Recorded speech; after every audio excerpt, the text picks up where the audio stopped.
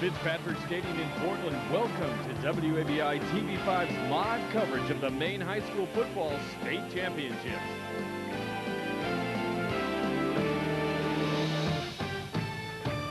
Second state championship game. Those are the Brewer High School football fans. They're getting ready to take on York in the Class B state final, which is just moments away. Bonnie Eagle this morning won the first state championship in Class A. We've got a great day of football, which is continuing here in Portland.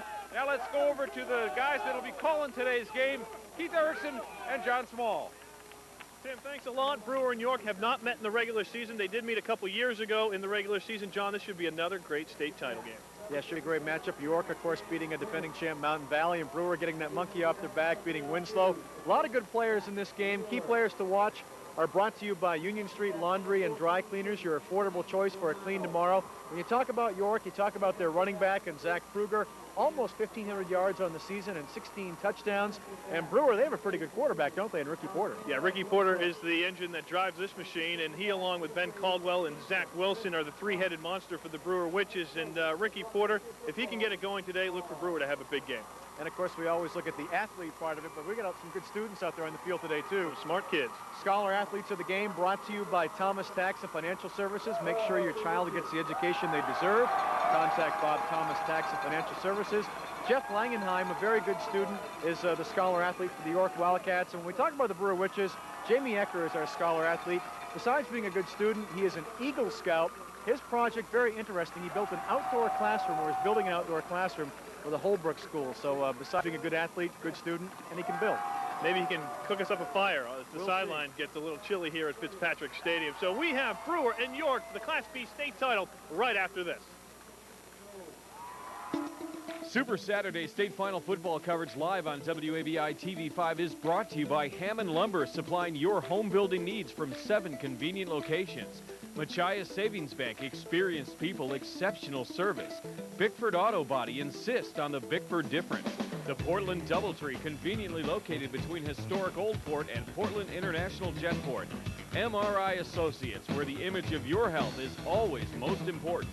And by GM Pollock, they really want to be your jewelers.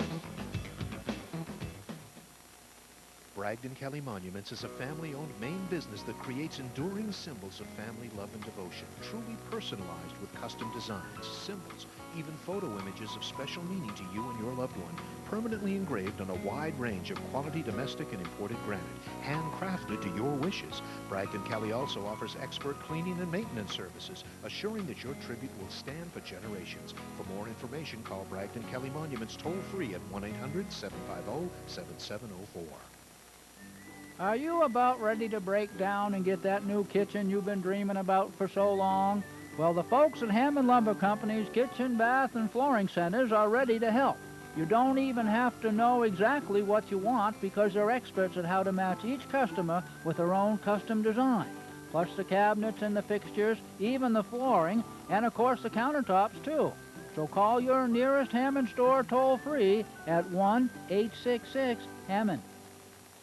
Congratulations to the Brewer Witches for all your success this season. From Witten's two-way service, Robertson Boulevard Brewer, your authorized Motorola dealer wishes Brewer a big win.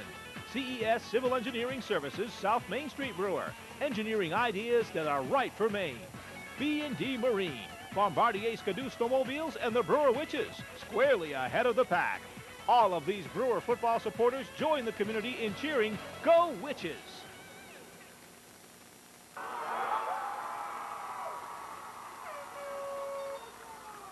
welcome again, ladies and gentlemen, to the 2005 Class B State Championship between Brewer and York.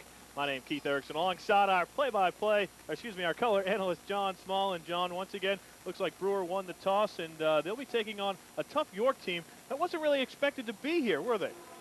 No, these York Wildcats, I tell you, it's amazing they are here. They lost 20 of their 22 starters from last year. I think they only have 4 or 5 seniors that actually play significant time, that actually start. And most observers thought that this team may be a year or two away. But, hey, they made it through the playoffs. They went into Mountain Valley, an extremely tough place to play over there in Rumford, and snuck away with a 16-14 win in the Western Maine Championship. And hey, they have every right to be here. You know, they beat the #1 team, the defending state champs, and for Brewer, Keith, we all know the story. A lot of heartbreak in years past, especially when the road has had to go through Winslow, but this year, they made it through that road. Well, Coach Ortego is actually in his 10th year here with the Brewer Witches as they get set to kick off. And for the last 3 or 4 years, he's been the head coach here, and he's really turned this program around using his defensive schemes that he's implied as a defensive coordinator earlier in his career. And now on offense, look for these guys just to run the ball right down the Wildcats' throat. Here's the kickoff, and it's a short pooch kick, lands about the 25-yard line. Taking it off would be Alexander Quinn, and he breaks it up to about the 37-yard line. So that's where the York Wildcats will begin their first drive. The Wildcats coming in with a record of 9-2. That is identical to the record of the Brewer Witches. The Witches, of course, knocking off Winslow for that Eastern Maine championship. Some of the guys that you really want to take a look at for for York on offense, of course, is Chris Knox. He's wearing number 3. He's the quarterback. He'll bring them to the line. Of course, he throws right. Senior, 5'9", 160 pounds. And then, of course, the talented running back, Zach Kruger, wearing number 26. And he takes it right up the gut for a couple of yards. Excuse me, that would be, if I have the number right, number 49. Number 48. Joshua Moulton. So that's Josh Moulton. Couldn't see the numbers through the sea of people. So Josh Moulton with a carry. He goes 6'2", 260 pounds. And actually, this is his first year of playing running back. So he's also the lead blocker for Zach Kruger. So now it's second down, 6 to go for the York Wildcats. They are in blue, representing the western half of the state. And in behind the defense is number 72 for Brewer, Matt Wilson. Captain getting it done, the returning letter winner for the Brewer Witches. Well, you know, Kruger is going to get a lot of carries, and here's a nice fake, and he gets the ball, but look at Wilson right there, snuffed that out, and he's going to drop Wilson for a loss back to the 41-yard line. So it's third down, 7 to go. York come to the line. Of course, Brewer Witches trying to win their first state title since 1970. They like to get off to the right start with a defensive stand on York's first possession. Knox on the keeper, and he's met again by Wilson. Stood up for 2 yards, and York will be forced to punt. 3 and out for the York Wildcats on their initial drive, and I think you saw the size that Brewer has up front. Yeah, another great play by Wilson at 6'2", 216 pounds. Knox tried to keep it himself right up the middle, and he ran right into a big orange wall. Well, the guy who leads the Brewer Witches on defense is Coach Dana Corey, and he was one of the guys that played on that 1970 state championship game. And he has certainly been a great benefit to this Brewer Witches program over the years. York off the punt, trying to putt into that breeze. You see the American flag, and look out, everybody yelling fire, and it'll be down by the York Wildcats. Brewer takes over their first drive coming up. 3 cheers to the Brewer Witches from your friends in the community. Brewer Automotive Components congratulates the Brewer Witches in their bid for the state championship. Best wishes from Open MRI of Bangor, the safe, comfortable, and effective alternative to closed MRI units. And good luck from Airline Pharmacy, your locally owned and operated neighborhood pharmacy, 405 North Main Street, Brewer. All join together in cheering, Go Witches! You're watching the Maine State High School football finals on WABI TV5 and WatchMaineSports.com. Welcome back to Fitzpatrick Stadium. Keith Erickson alongside John Small for the Class B State Championship. Ricky Porter had the first down call, and he'd take it to the right side for about a gain of 2 yards. Call it 2nd and 9 for the Brewer Witches. First quarter, no score. 9:30 to go here in the first frame. First carry of the night for Ben Caldwell, and he smashes his way up to about a yard short of the first down. He'll carry it over into York territory. It ends up on the York 49-yard line. And there you see number 44, just in the straight out of the eye, John. Takes the first hand up. Yeah, big fullback, Caldwell right up the middle. You're going to see a lot of that today, and that's what Brewer loves to do, run, then run some more. They've got 3 great backs. Porter, the quarterback's already over 1,000 yards rushing, and Wilson needs just 2 yards today. Caldwell needs 93, and they've got 3,000-yard rushers. Unheard of, especially in Eastern Maine. And here's Zach Wilson. He gets the first down for the third down conversion, and he's out to the 40-yard line. He stretches it down to York territory. 8:49 to go here in the first. And again, another replay for the Brewer Witches, straight out of the eye. Yeah, you see Wilson, he's just going to head to the right side, bounces off his blockers, finds that little tiny hole, and it's just enough to get him moving forward. He'll pick up another 4 or 5 yards after that. Lineman Matt Cormier leading the way, the senior captain. He played JV last year. He's your right guard for the Brewer Witches. Here's Ricky Porter, quarterback, runs into his own man in the backfield, and that play is blown up. Number 51 on the tackle is Ryan Vokey for the York Wildcats. Yeah, just some miscommunication there, Keith, as you'll see. Porter runs right into his own man who was trying to block there. It was Doug Nodden trying to block, and he ran right into him, and that allowed Vokey to come up and make the easy tackle, and he dropped him for a couple of yards.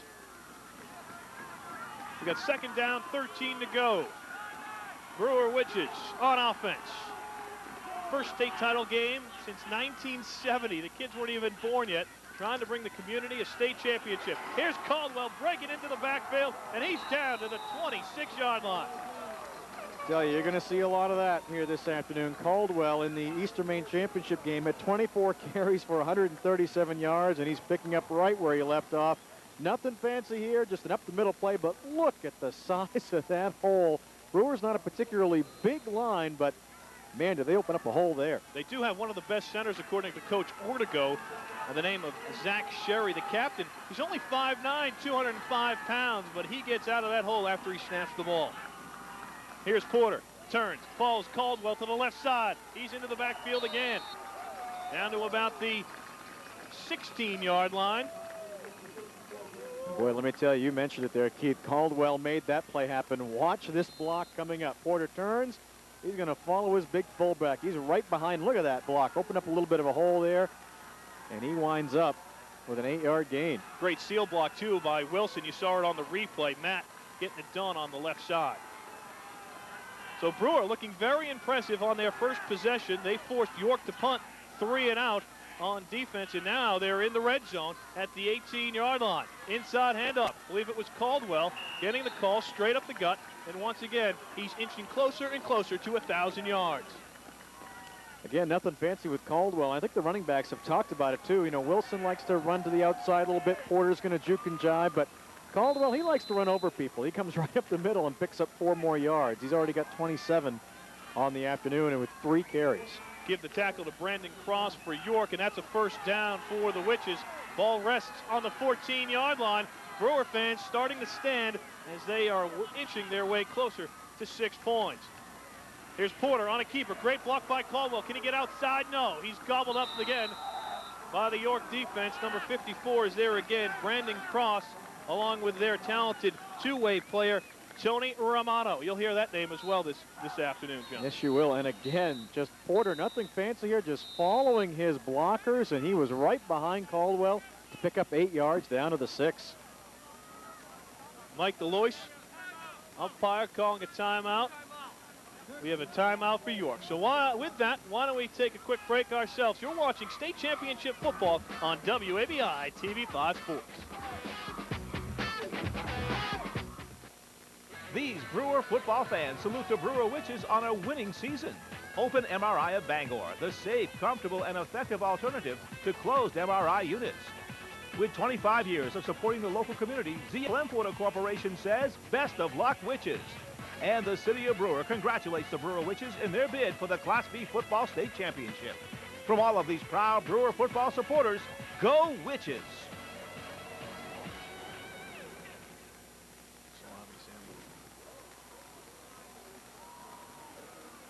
And welcome back to a sun-drenched Fitzpatrick Stadium down here in Portland. Hope you're warm and cozy by the time you're hearing this broadcast. Is that a witch? Is that Halloween?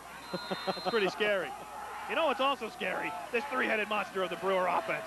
Ricky Porter, Zach Wilson, Ben Caldwell. I believe we got Caldwell on the take on the inside. He's down to about the 1-yard line. I tell you, this offense is so hard to figure out if you're the York defense. Porter could keep it, he could give it to Wilson, or it might come to Caldwell. You just don't know, and that time it's to Caldwell right up the middle again.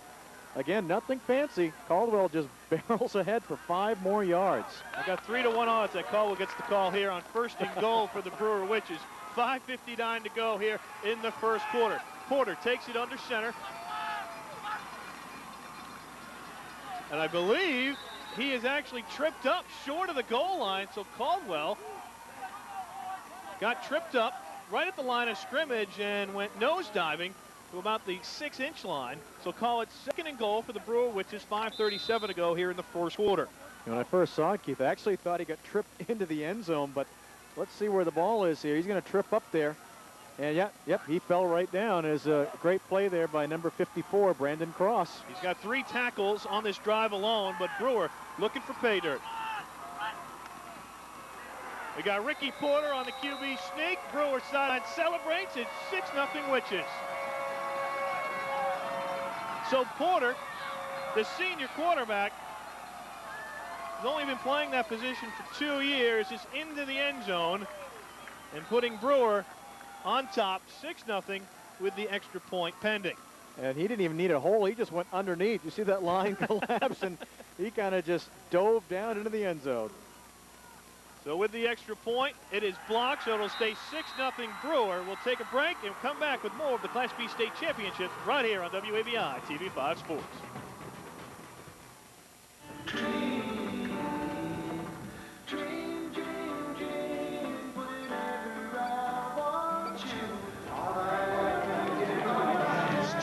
For everything she is and will be, Hearts on Fire. Now in a new shape, all but impossible to resist.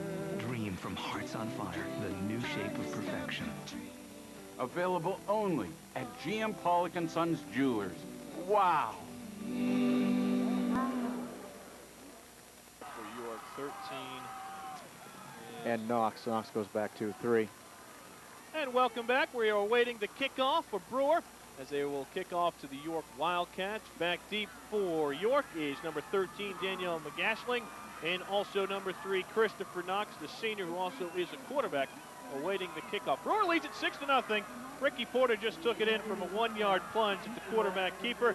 And the East actually has its first lead of the game between the 3 games, I should say, all day long. Of course, Mount Blue losing earlier in the day to Bonnie Eagle. Kickoff over the head of York, and it's back into the end zone for a touchback. York will start their second drive at the 20-yard line. I don't see that too often in high school. That's a good boot right there to put that thing into the end zone. Now the flag's straight out, and it's blowing downfield, but he did get a lot of that kick. As Brewer will set up on defense, we'll try and set some of the offensive defensive lines for you. Of course, Brewer has Jamie Eckert, the senior, 6'3", 243 pounds, number 78. He's the captain. Matt Wilson, Zach Sherry, Matt Cormier, Devin Fitzpatrick. They'll all interchange on that D line as Knox will take him to the line for York. Inside handoff, no. Ball fake goes to the back man, and Brewer stuffs him. Yeah, Kruger just had nowhere to go there. Coming in on the outside, I got number 30, Ricky Porter, helping out with the tackle. Also number 42 in there, James Butts. Well, so far for York, Keith, only 4 rushing plays, and they've gained 8 yards. That's it. Well, James Quinn, James Langenheim, Tim Jones, Ryan Volke, they got to open up some holes for these guys. It's Knox again, under center, calling out the play. Brewer with a 4-man line. There's Kruger, almost swallowed up by Caldwell in the backfield, but then just back to the line of scrimmage, call it 3rd down and 8. Hey, Wilson's the one who slowed him up there. He got into that backfield again, and big number 72 knocked him back just enough to slow him down and let his teammates get to him. You see, Wilson almost had him there. He got away, but then Caldwell and company gang tackled him. Got about a yard. 4:04 to go here in the first quarter. Glad you could be with us. Keith Erickson alongside John Small. We're nice and cozy in our broadcast booth high above Fitzpatrick Stadium, coming to you live from Portland. First pass attempt of the game goes incomplete for the York Wildcats.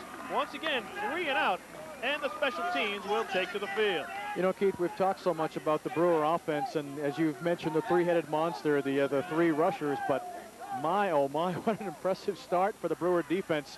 2 3 and outs. Just what you want to do in the state game. Get that momentum early. So number 5, Zach Wilson back there, along with number 2, Ricky Adams, the junior, awaiting the punt. It'll go to Wilson. He'll try the short side, and he's run out of bounds. We'll take a quick break. Brewer trying to make it 2 touchdowns, 2 possessions after this. Miller's Workshop in Brewer is your local Carhartt headquarters. Carhartt is the comfortable choice for durable workwear and outdoor clothing. Miller's Workshop in Brewer offers you a large selection of Carhartt work apparel and accessories. Come in today to check out our new line of Carhartt kids clothing. Cool enough for your kid, yet durable enough to handle the tough play of the Maine outdoors. Get the quality of Carhartt at terrific savings from Miller's Workshop in Brewer. See you at Miller's. And going out of bounds right there is Zach Wilson, the senior running back. He just took it from the 37-yard line. He's down to about the 12. And Brewer in business. He got another first down, and they're inside the red zone once again.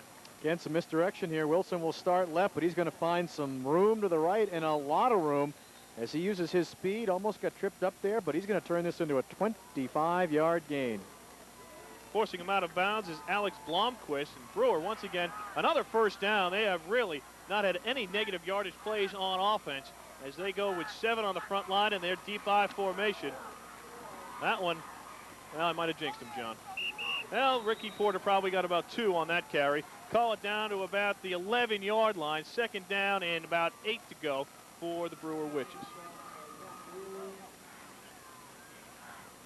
And again, Porter just trying to sneak it up the middle there. They thought they could create a hole, but number 54 again, he's been in on a lot of plays for York. Brandon Cross made the stop. Tony Romano in there, Tom Pearson as well. Look for number 70, Tom Ross on defense as well for the York Wildcats.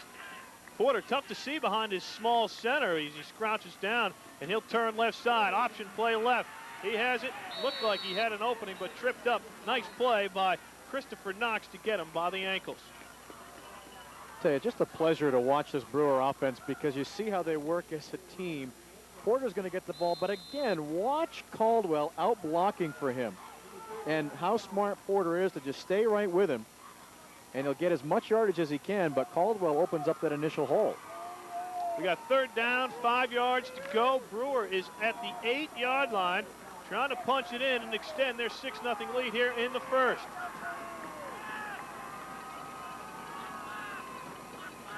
Porter with a guy in motion.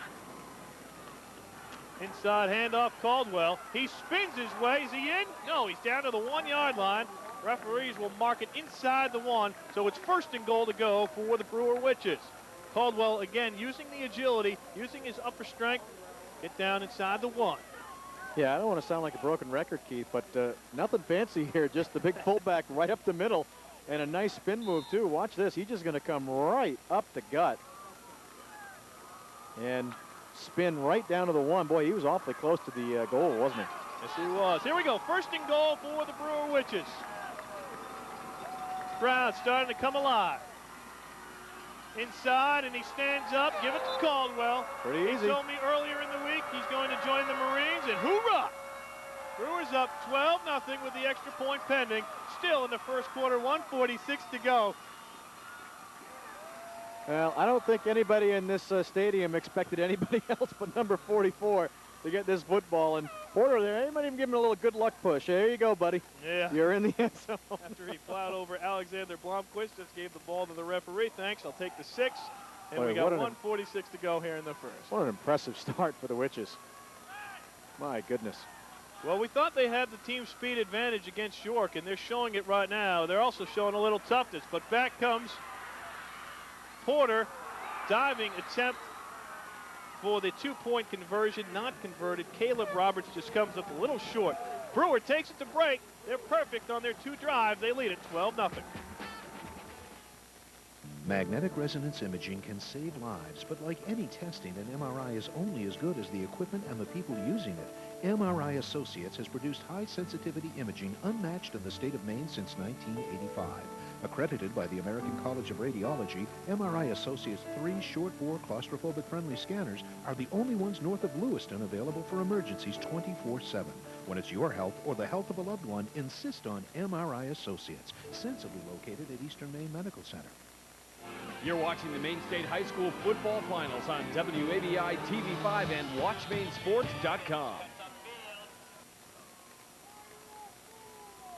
Brewer Witches lead it 12-0 here in the Class B state championship game. Glad you could be with us at TV5. Happy to bring you high school football live from Fitzpatrick Stadium. Brewer Witches lead it 12-0, as I said. They are looking for their 5th win in a row, and that would mean their first state championship since 1970. They come into this game winners of the Eastern Maine Championship over Winslow. They took them down 21-10. Earlier in the playoffs, they took out Leavitt 27-7. Before that, Gardner and Belfast, and they put up some big numbers in those games. The kick fumbled into the end zone. It could be a touchback, and it will be for York. So once again, John, 20-yard line to start for the York Wildcats. They haven't got a first down yet. They've been 3 and out on both possessions. Yeah, you just get the impression right now that York, being a younger team, as we mentioned, they lost 20 of their 22 starters from last year. You think they're just a little bit rattled right now, as Brewer has just done everything right from the get-go here. Well, we talked to head coach Randy Small out of York, and he said he brought up an old article in the paper earlier this year that said, headline, team wrote a letter, last team on its way, sorry, we'll get to that story in just a minute. Can't even read my own writing in my notes, but yeah, he told us over the phone that he didn't even expect his team to be here this year, and they're just happy no matter what happens today after winning against Mountain Valley in that Western Maine Championship. Well, they finally open up a hole there for Pruger, as Pruger got some room right up the middle. He's going to get about 7 yards out of this. You see the good block on Caldwell there, and Pruger takes advantage of it before number 42, James Butts, brings him down. Nice seal block on that replay by James Quinn, number 66 for York. And York finally inching closer to their first down. They give it to Pruger. Second back through, and it looks like he'll have the first down. He gets it up above the 31-yard line. So they'll rely on Pruger most of this way, depending on what Brewer gives them for defense. But they'll also try and throw the ball once in a while and try to spread out Brewer. But look for Pruger to go most of the way. Yeah, they relied on him a lot in the Mountain Valley game, too, as he had 22 carries for 143 yards and a touchdown in that big win over the defending state champs over in their home field in Rumford. That article I was referring to by Coach Small was back to square one for York. That was a preview of what York was supposed to do this year, and look where they are now. Little draw play to Pruger, left side. He's gang tackled. He'll get it up to the 35-yard line.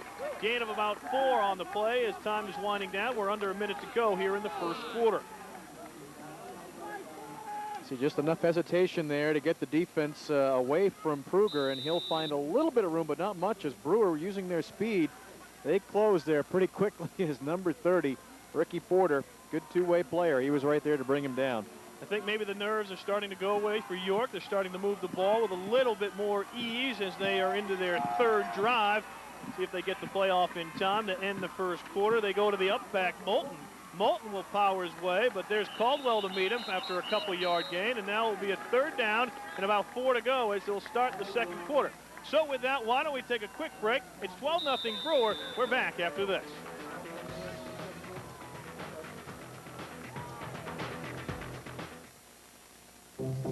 Never interviewed on Sports Center. Never jumped to a bigger school. Never broke a contract. Never threw a chair. Never forgot it was a game. Never forgot their kids. There are 2 motivations in sports. Which is yours?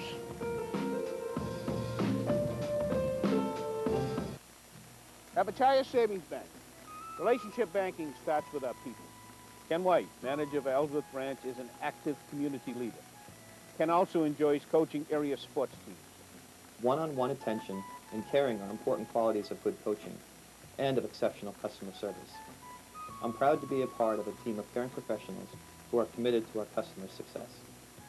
Experienced people, exceptional service, a personal commitment to you from Machias Savings Bank.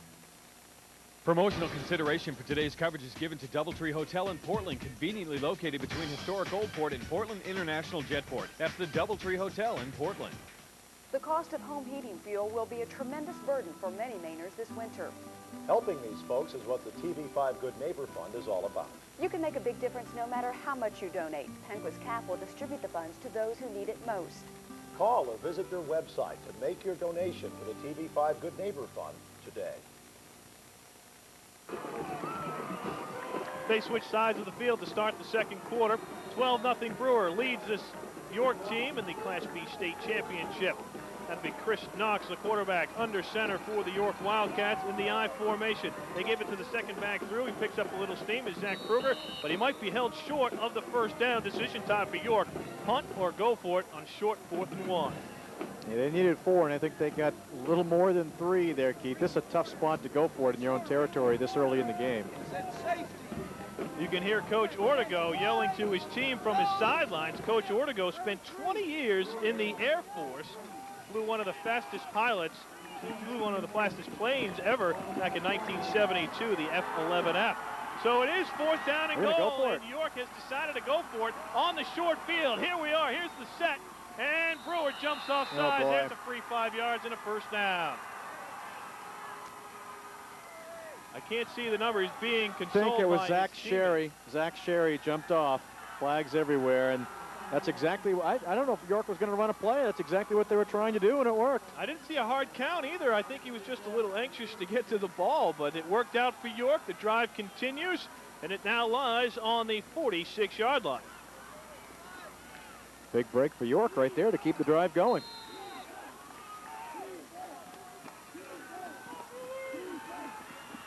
Here is York trying to keep this drive alive. First down. Here's Knox going up top.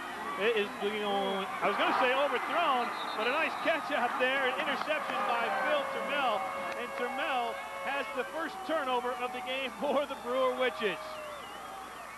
Turmel, the senior, 5'8", 148 pounds, also plays the wingback on offense for this Brewer team. Yeah, tough day for Knox so far. An incompletion in his only other pass, and now the interception. And boy, for Turmel, it looked like he was the receiver here, Keith, as he was out in front of the York receiver. It almost looks like it's his quarterback they should be throwing it to him. But a nice job as he makes that interception, and Brewer is in business again. We like that city slogan, don't we? 12-0 Brewer.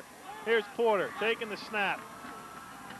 Once again, Caldwell's got a hole. He's got a block. Nice up tackle by Tony Romano. Comes up, takes out the thighs, and Caldwell goes down, but not after a 13-yard gain and a first down. Nice run by the big man.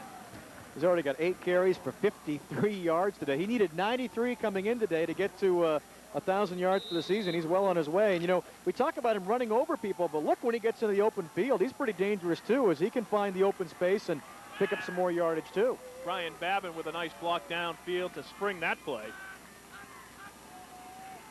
Again, they go to Caldwell. They can't stop him. He picks up another 8, and he's at the halfway point at the 50-yard line. So Caldwell trying to get over 1,000 yards. It looked like he'll do it today, as Brewer might have to, the referee might have to take a timeout as number 72 for the Witches, by the name of Matt Wilson, comes up a little lame. Out goes the trainer to check on him. He's looking at his left knee. Why don't we take a quick break, and we'll come back and keep this drive going for the Brewer Witches. I used to chew. It was an alternative to smoking sometimes. The reason I couldn't continue to chew is it's so painful. Your lip just tears open. The stuff they put in there, I guess, like fiberglass, glass, and just to make sure the nicotine gets into your teeth turn yellow down here and stuff. Even after a couple times of doing it, it's not like when I was going to be 4 years down the road, your teeth start turning yellow. It's like the fourth chew you had that day. That is by far the most despicable of all tobacco.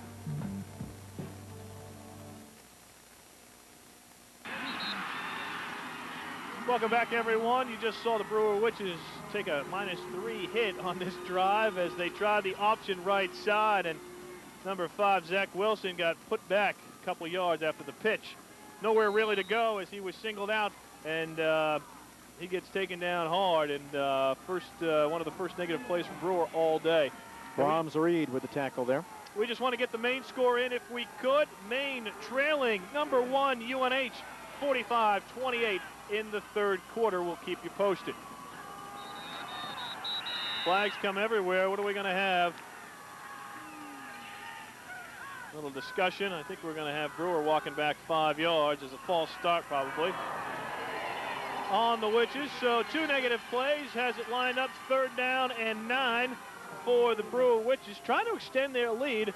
They lead at 12-0 here as the Brewer fans making the 2.5-hour trip down cheer on their Witches.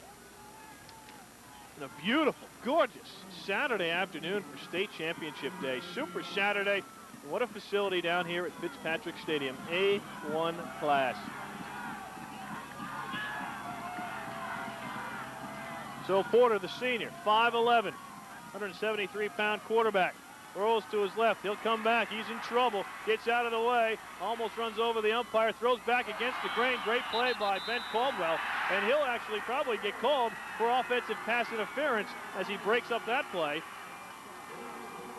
I tell you, it was still a good play, though, because if he didn't do that, that was an interception, as Porter did a great job getting away from the pursuers. Now watch this. The official almost takes down Porter, as Porter had to get out of the way there to get around him. And now watch this throw. This is almost an interception by Brahms Reed, but Caldwell will prevent that. I think he would rather take the penalty than the interception and let York have the ball on the Brewer 45-yard line. We got to tell umpire referee Mike Deloise to get out of the way. One of the longtime referees in high school basketball. Good to have him here wearing the white hat today. First pass of the game for Brewer, as they have just run the ball, and run the ball some more, which is exactly what we expected. So we have 4th down. Brewer will punt from its own 30-yard line. See if they can net some yardage out of this. Back deep for the York Wildcats, Dan McGlashan, along with number 14, Anthony Romano. Some miscommunication there. They were lined up to go for it on offense, and I think they want the punting unit out there. They were probably wondering which down it was, but after you run the play and you take an offensive penalty, you most likely lose the down depending on the situation, and that was the case there. Looks like assistant coach Dana Corey will go out to talk to his boys, and why don't we take a quick break? 9:08 to go here in the second quarter.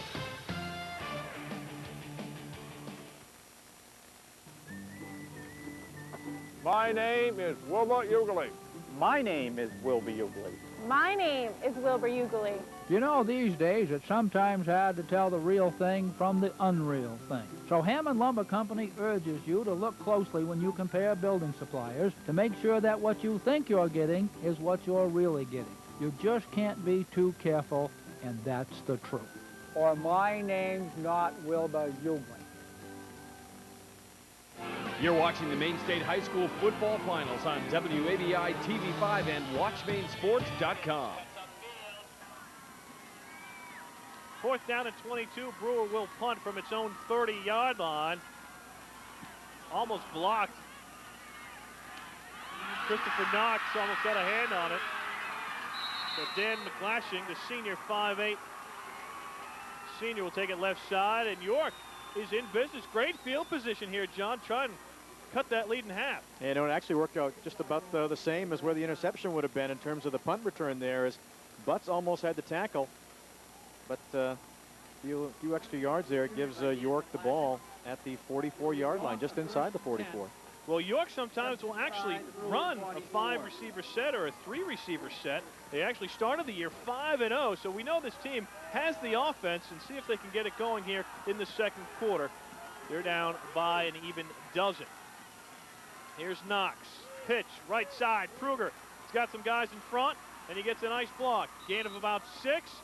They'll settle up there. Alexander Quinn into the game for the first time at fullback, and boy, did he lead his runner well right there. Anthony No on the tackle, along with Caldwell in there, along with Zach Wilson getting it done as they chase him down for the right side. Watch the block by Quinn there as he opens up a little more space for Kruger.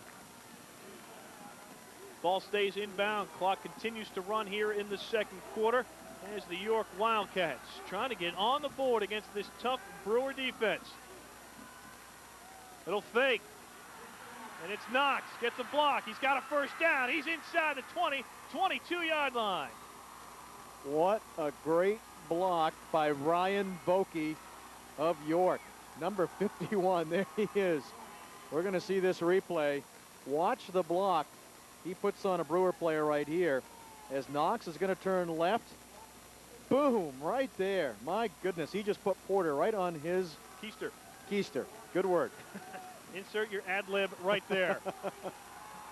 So York, which is actually south of Portland near the New Hampshire border, trying to come up here and put 6 on the board, and they get snuffed there. Gain of about 2 as Pruger is at the bottom of that pile. Give the tackle to number 72, Matt Wilson. He's on top of Pruger when all was said and done.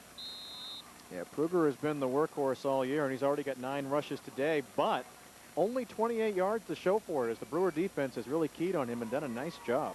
See if York switches it up here, maybe a little ball fake and pitch to a tight end. They have a talented one in Tony Romano. He's number 14. He's lined up on the right-hand side of your screen. They're in the eye. They pitch left. Pruger, left side. He's got a lead block, but inside comes Porter of that block, and he'll take him down for a gain of about 3. Yeah, Quinn was doing his job there as the lead blocker, Keith, but he ran right past Porter as he was out there to make the blocks on the outside, but watch Porter come right in between here, and he will track down Pruger and hold him to about 2.5 yards. 3rd down, 5 yards to goal. Ball rests on the 18-yard line. Big play here. You figure if you're York, you're in 2-down territory to make the 1st down since you're so close and depending on how your kicking game is. Here's Knox.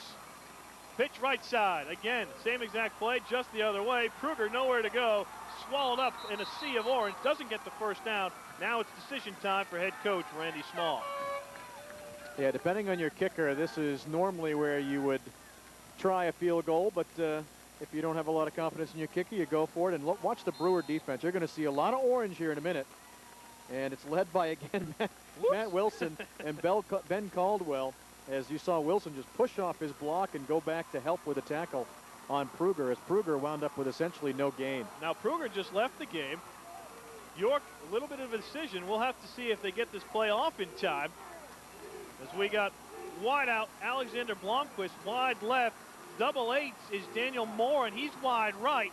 4th down and 5. They go the inside handoff to Moulton, hoping this weight will carry him through. Did he push that pile? I don't think he got it. I think he's a bit short.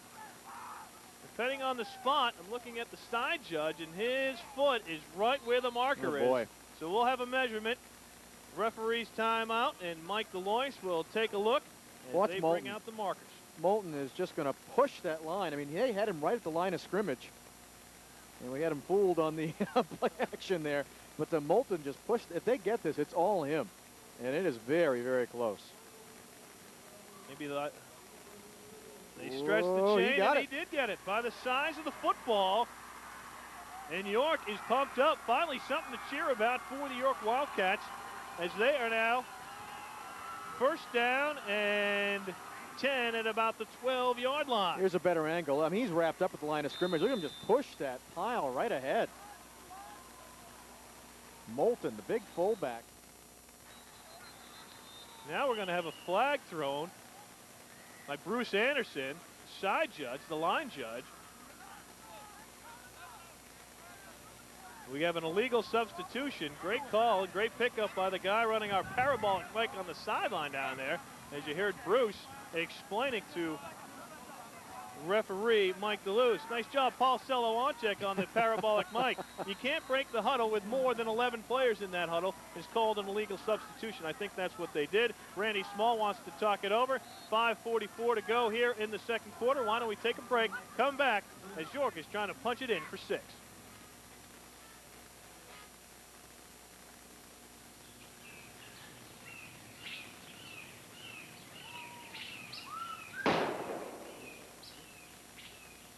What you just witnessed was the act of a poacher, not the actions of a responsible and ethical hunter. Poaching occurs not only at night, but all hours throughout the day. Poachers are thieves with no regard for the law, human safety, or your property. Please report all acts of poaching to Operation Game Thief. Together, we can make a difference for future generations.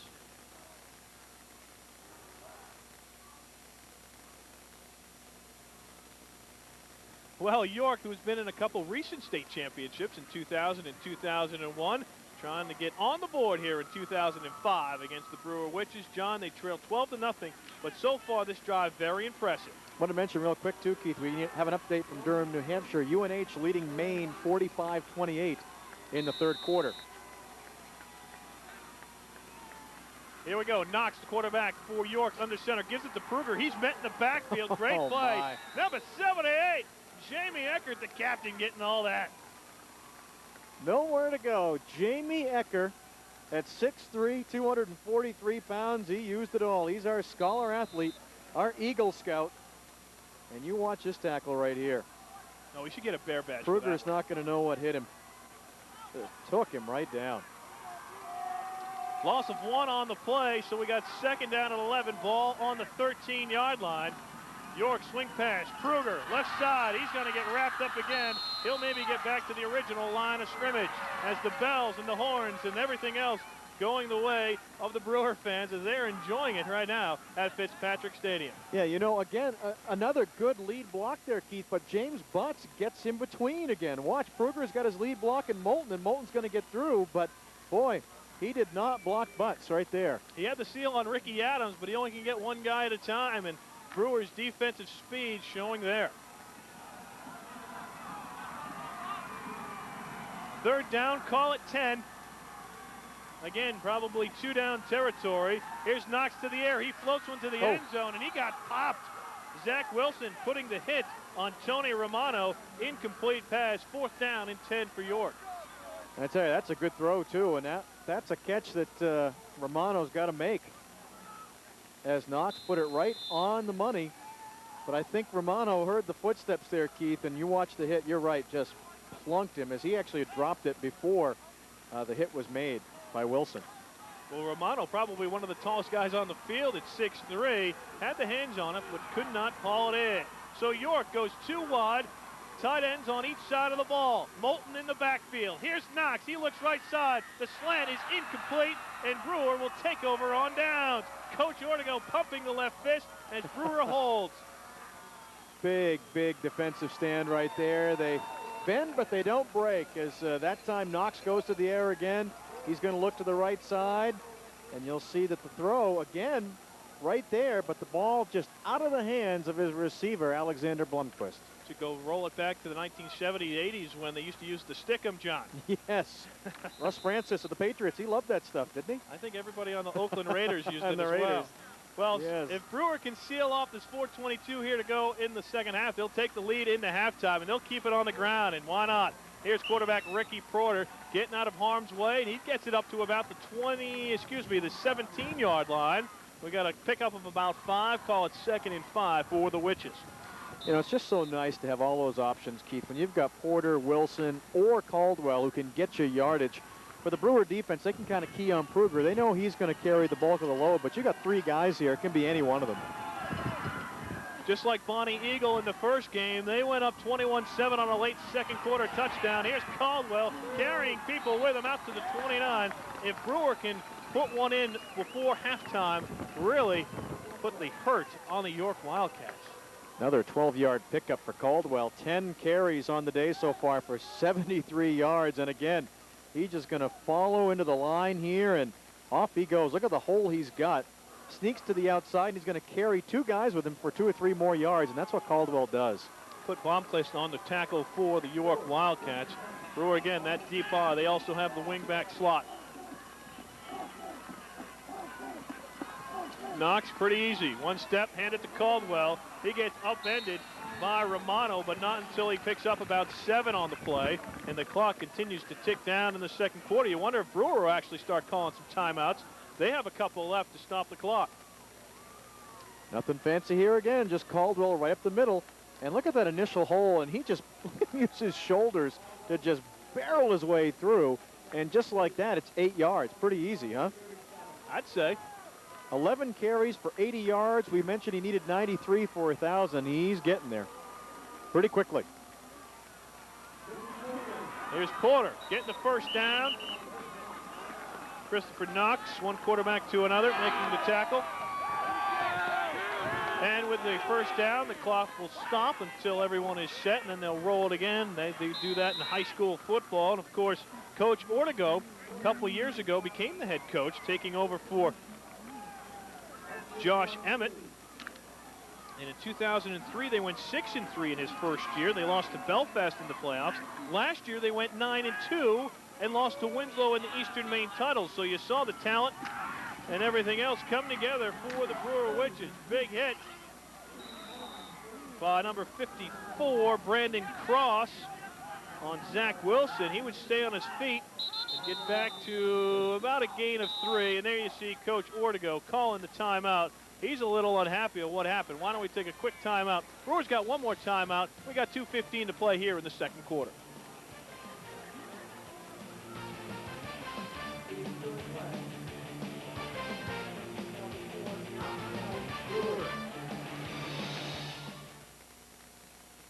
There are many ways to enhance your home.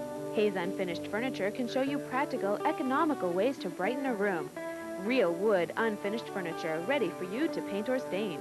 Or select a finish and have Hayes do it for you. Bedroom, dining room, kitchen or occasional pieces. In a variety of styles, finishes, and accents. You're limited only by your imagination. Come in to Hayes Unfinished Furniture, 427 Wilson Street, Brewer. Welcome back to Fitzpatrick Stadium. We're coming out of a timeout by the Brewer Witches as they look to wrap up the first half of play by punching it in for 6. They got a little way to go, and they have 2:15 to work with. Keith Erickson alongside our color analyst John Small. And the Witches are in orange. They have the football. Again, Ben Caldwell, big bruising fullback. Pick up about 2 on that play, so we have 3rd and 4 from about the 40, call it the 47-yard line. Well, I don't know if you can hear that. Our microphone's picking that up. You can just hear the hits he puts on as he comes up the middle to pick up 3 yards there to the 47. Amazing. Brandon Cross on the tackle. He was woofing a little bit. Again, Caldwell maybe getting a little tired. Didn't really have the leg drive he wanted on that one. He tried to go right side following his block of number 65, Matt Cormier. So what will Brewer do? 4th down, 4 to go. You punt it away, seal them down in their own hard end of the field, I should say, and I think that's the safe play for the Witches. Unfortunately, they'll have to give the ball back, but York has not had much offense today. They were stopped last drive inside the 15. A little pooch kick. It hits the ground. That's good news for Brewer. Run a couple seconds more off the clock, and they'll take it. The York Wildcats at their 25 with 1:08 to go here in the second quarter. And that's the safe play right there. That's a smart thing. You're up 12-0. You know, put them back into their territory. Don't take a chance of turning the ball over at midfield and letting York get a quick, easy touchdown before the half. Make them work for it. Well, they have to go 75 yards for pay dirt as the shadows start to creep onto the field here at Fitzpatrick Stadium. We have one more game in our triple-header Super Saturday telecast here on TV5. Following this one will be Foxcroft Academy and the Lisbon Greyhounds. York, Kruger gets a hole, gets hit, stays on his feet, uses the leg drive up to about the 29-yard line. A gain of 9, call it 2nd and 1. That was Porter and Termel in there preventing Kruger from getting the first down because I thought he was going to cross that marker. But they had a big hole on that right side. Had a nice block there, lead block from Boki. Now watch Porter from Termel here just hold him right back from getting that first down. York with 1 timeout left. See if they get the first down here. See if he can get out of bounds and save himself a little bit. He does not, so Kruger does get the first down. The clock will stop, but then it will keep going once everyone is set. 29 seconds to go here in the first half. 12-0 Brewer. Looks like York will be satisfied maybe to run this one out and just not turn the ball over, giving the Witches an opportunity to go up 6 more. Nice block there by Cross. Open up a big hole for Kruger to pick up 9 more. He's got 15 carries for 15 yards. Not a lot of yardage today for Kruger. Most likely the final play of the game. We'll see what Knox does with 3 wide receivers.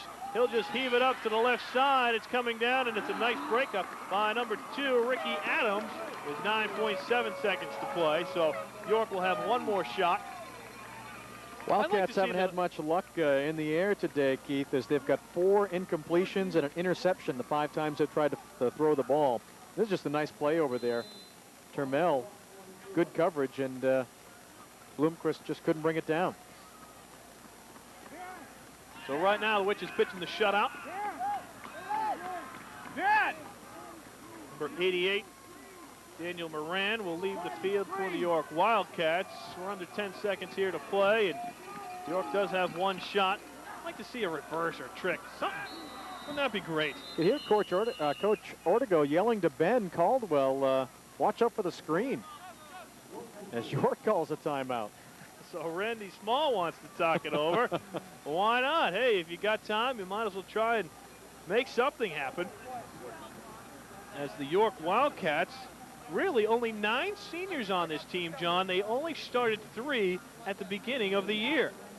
Yeah, we talk so much, you know, being from Eastern Maine, you talk so much about the great season that Brewers had. And York's, it's kind of been overlooked, you know, just what a fantastic year they've had to get to this state game and to beat the teams that they've beaten. You know, to beat Mountain Valley and Rumford, the defending state champs, 16-14, and snap their, what was it, 21-22 game winning streak. Yeah. That's a pretty impressive run you've got going here, and most people thought that York might be in this game next year. They may be a year early. Well, back in the mid-90s, Randy Small was saying in 94, 95, and 96, this program didn't win 1 game.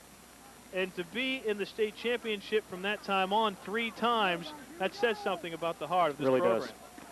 I tell you, though, what a great story for Brewer, though. It's been so wonderful to see the stories this past week from the 1970 team and to see some of those players and hear what they have to say. It's just been a tremendous story. What could be the final play of the first half, 2nd down and 10. Knox back to pass. He's flushed right. He throws downfield, and it's intercepted. I believe that's going to be Brad Brown. Is that 20? Can't read the number. Have a little bit of confusion. It's going to be, I believe, an interception and Brewer ball. It was Old Mixon, I think, who got it out there, wasn't it? Number 26. Let's see. He was on the sideline. Is that 26 or 20? Yep. Tristan Old Mixon. Nice we get to say interception. his name. I was looking forward to that ever since we drove down here from Bangor. Tristan Old Mixon. Well, again, York has not had much luck putting the ball in the air today, Keith. That's the 6th time they've tried to throw it. 2 interceptions, 4 incompletions. Yet to complete a pass. And you got to think Brewer is just going to sit on this thing here and be happy to go to the locker room up 12-0. Oh, you could break Ben Caldwell for 45 yards. Well, he got about, well, he's still on his feet. Oh, well, you may be onto something. I'm picking the lottery tonight. That's all I have to say. Caldwell will finish out this second quarter with a nice run. Brewer takes it into the locker room, leading 12-0.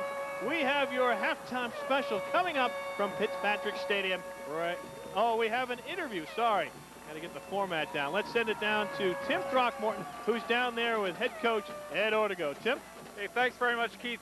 Coach, it's a group of inspired defenders. You played great defense that first half. Well, we softened up a little bit. They're coming at us. They're blocking harder, running the big kid. We're going to have to play better technique in the second half and go back to what we're doing that first quarter. That offense has done what it's done all year long, tricked people, and so it's so versatile. You must be very happy with that. Well, that one bad play, though, put us in bad position, and that got us out of sorts. 3 touchdowns will win this game. Ed, good luck. Get warm. Thank you very much. Ed Ortego, of course, this is his last game here coaching Brewer Witches, and they can do something they haven't done in a long time. We're going to talk about that during halftime. It's sort of a celebration of old-time Brewer football. More on that when we come back.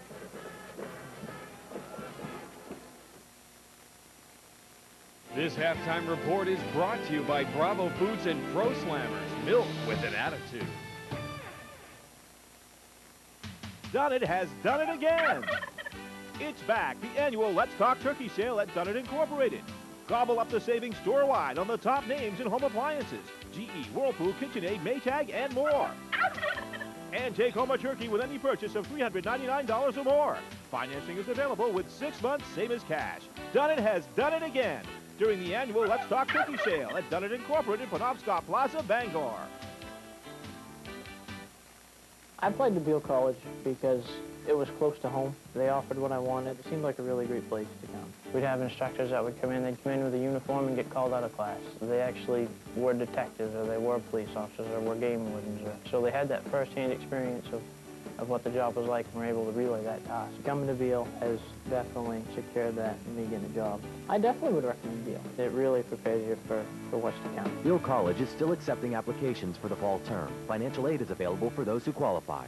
No one looks forward to even minor surgeries, especially when it means being miles from home and family. If you live in Down East Maine, your Center for Surgical Care is right here at home at Maine Coast Memorial Hospital. With more than 20 specialized surgeons on staff and the new state-of-the-art Dixon Surgical Center, you can be confident that you're in good hands while having the security of loved ones close by. Isn't it great when you don't have to leave home to get the best in health care? We're Maine Coast Memorial Hospital. 3 cheers to the Brewer Witches from your friends in the community. Brewer Automotive Components congratulates the Brewer Witches in their bid for the state championship. Best wishes from Open MRI of Bangor, the safe, comfortable, and effective alternative to closed MRI units. And good luck from Airline Pharmacy, your locally owned and operated neighborhood pharmacy, 405 North Main Street, Brewer. All join together in cheering, Go Witches!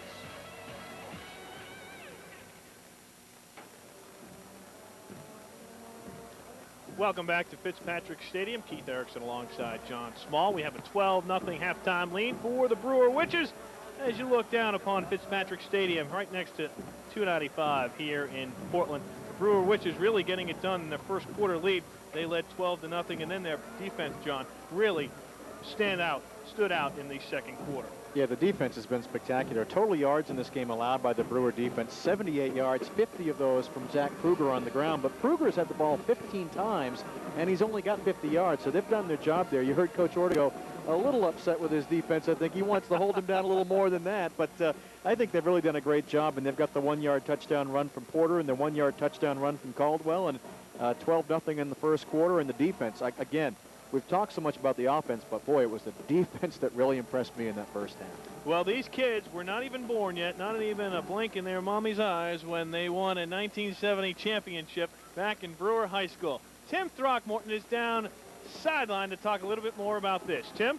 That's right, Keith. And of course, they won the state championship in 1968, and they did it a couple years later with the legendary coach Ken Perrone. And Perrone has gone on to do great things in other areas as well. But that group, of course, has been celebrated much this week. And over the years, I grew up in Eastern Maine, and I always knew who all those guys were, especially a guy named Ralph Payne, who was the halfback, number 32 on that last Brewer team. Actually, he played in 68 as a sophomore a little bit, and as a senior, they were ranked number 5 in the nation. They had all kinds of national accolades. Ralph Payne was an honorable mention All-American, high school All-American that year, and they were just a phenomenal group of student athletes. And they won, of course, the last state championship that a Brewer can claim until they hope they can do it again today. But this week, I had a chance to catch up with Ralph Payne at his house in Orrington, and we talked a little bit about old-time Brewer High School Just a football. piece with the trophy. The talent we had was talent that he made, including myself. Every little nuance that went into any play had to be run to perfection. You just didn't run plays. Practice doesn't make perfect. Perfect practice makes perfect.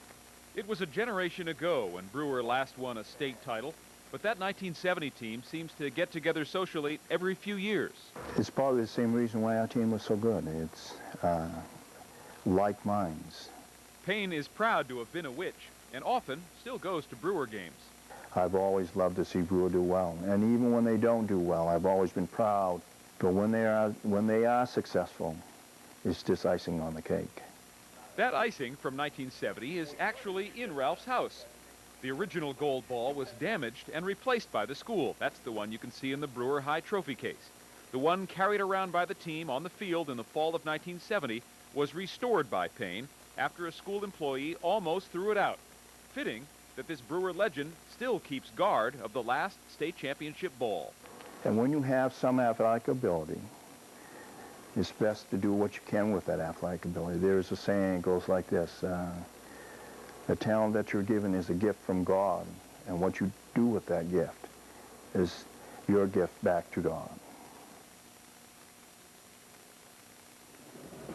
And of course, that trophy at Ralph's house, it's kind of nice to see that still all polished up and nice and shiny, and making sure Ralph keeps track of that trophy, the original last state championship gold ball. Well, we've got some special guests to talk about, and we're going to do that in just a second. Ken Perrone, there's been a sighting here in the stadium. We're going to try to get a hold of him right after this. I made this for you, Mom. Wow. It's milk with the cookies already in it. Wow. Frank looks at the chart and says, it's net, not gross. Wow. Well? Wow. For everything she is and will be, only one diamond will do. Hearts on Fire, the world's most perfectly cut diamond. Available only at GM Pollock & Sons Jewelers. Bickford Auto Body was the first to introduce high-tech collision repair equipment to eastern Maine. But collision repair is still all about craftsmanship. You can't see the quality of repairs under a pretty paint job, and a flawless Bickford paint job is covering something. It's covering our mission to restore your vehicle as close to factory standards as possible. The standards we'd want if our own families were driving it. If an insurance company wants you to settle for less, remember, you have the choice of better and safer. Insist on the Bickford difference. Bickford Auto Body, Route 1, Hamden. Congratulations to the Brewer Witches for all your success this season. From Witten's two-way service, Robertson Boulevard Brewer, your authorized Motorola dealer wishes Brewer a big win. CES Civil Engineering Services, South Main Street Brewer, engineering ideas that are right for Maine. B&D Marine, Bombardier Skidoo Snowmobiles, and the Brewer Witches, squarely ahead of the pack. All of these Brewer football supporters join the community in cheering, Go Witches! You're watching the Maine State High School football finals on WABI TV5 and WatchMaineSports.com. Security is very tight here at Fitzpatrick Stadium. Ken Perrone, the legendary Ken Perrone, was not let in immediately, but they've just let him in, and they got some guys that played on the 1970 state championship team from Brewer. So we're going to walk this way to the end of Fitzpatrick Stadium and try to get a word with some of these guys. They've meant so much to the Brewer community for so many years, and here they are. Hey guys, we're live here, so hop over here right away. I can't believe it. They didn't even let you guys in for a second. Come on over here. We got to get your sun in your faces over here. Ken Perrone, I can't believe, Ken, they wouldn't recognize you and let you right in. They should have rolled a carpet out for you. Gather in here, you guys. Ken, we were just talking a lot. We just ran a story with Ralph and the gold balls at his house, the original gold ball from 1970, and he's taking care of it for everybody. Tell me what all this has meant for you in your life and in your career, you know, the 68, 70, all those championship teams from Brewer. Well, first of all, this is their year. You know, this is the time for these guys to make the memory that'll last for a lifetime, like the memories that these guys made. It bonded, if they win today, it'll bond them forever. They'll be close forever. And as I said, it's a dream that comes true. When you're a high school senior, you can see the fans. It brings the fans out. It brings all the players from the past out. A lot of great memories. So, you know, I don't want to steal anything from this year's team. As I told Ralph, this is their moment in the sun, and this is their chance to make their dreams. But these guys, they were the greatest. And, you know, as far as I'm concerned, they're the greatest football team that ever came out of Maine. They were nationally ranked, and but I think that's all been said in the past many times, how great this group of kids were. Now, it has meant a lot to you, I'm sure personally, this group of guys, because you've gone and coached elsewhere. You've coached at John Baptist. I'm sure you have some memories of that, very good ones too. Right. And in Massachusetts, you've coached in college as well. But this group, maybe a little bit of something special? Right, again, because they were nationally ranked, they did something that no other team from Maine may never do, is to be ranked number 5 in the country, number 1 in the East, number 1 in New England. It was a special year, and I've often said, if I lived to be 200 years old, I would never have a group of athletes like I had. And you know, and taking nothing away from the 68 team, which was my first Brewer team to win a state title, they were probably the most exciting team I ever had, because every game, like we knocked off Biddeford's 26-game winning streak that year, beat a Edinburgh little team that killed us the year before, And they have their own great memories too. And again, as I always tell them, they were the first Brewer team to win a state Class A championship. And these guys were not only the greatest of their time in 1970, but probably the greatest football team that ever came out of Maine. Okay, Coach, what do you think of the current Brewer team? Not a bad first half. I'm impressed. They got some great runners. They look like they're well coached. I'm just happy to be alive, to be honest with you, and be here and maybe see a third state championship. You know, this man, he may live to be 200 years old. He's 70. This guy's 70. And he's still hanging in there and still coaching in college and still... Hey, what's this? You're coaching a women's baseball team? Right. We travel all over. We played Australia in a 5-game series. My girls are out in Japan right now. I couldn't go because my wife has been sick the last 3 weeks. She had a heart attack, and she's recovering from that. But, you know, we played all over the country, and we were in the Dominican last year against their national team. So, you know, you only pass through this way once, so if you're going to do something, you better do it because you don't get a second chance. So, like I tell these guys, live your dream and live today and be nice to everybody because, again, that's what it's all about. Hey, guys, is he a better coach or a better guy? What do you think? Well, he's a better human being. He's a better human being. I love these guys, you know, and they provided an awful lot of memories, as did the Brewer and the Baps fans and my Brewer and Baps teams, and even Dixfield, Maine, where I first started out. Some great memories, but again, we share an awful lot, and they get stronger every year. And you know, these guys get faster every year, bigger every year, and better every year. Every time I make a highlight film, of course, a highlight film, there's no bad things they did. So when they look at it, it's you know, it's something to behold. Ken, thanks very much. Appreciate your time. Glad you came up for this game.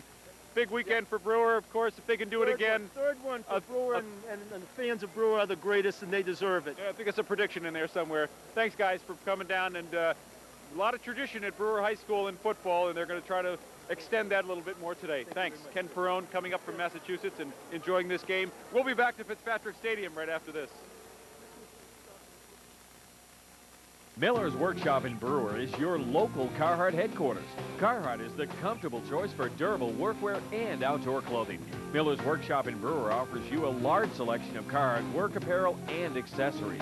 Come in today to check out our new line of Carhartt kids clothing.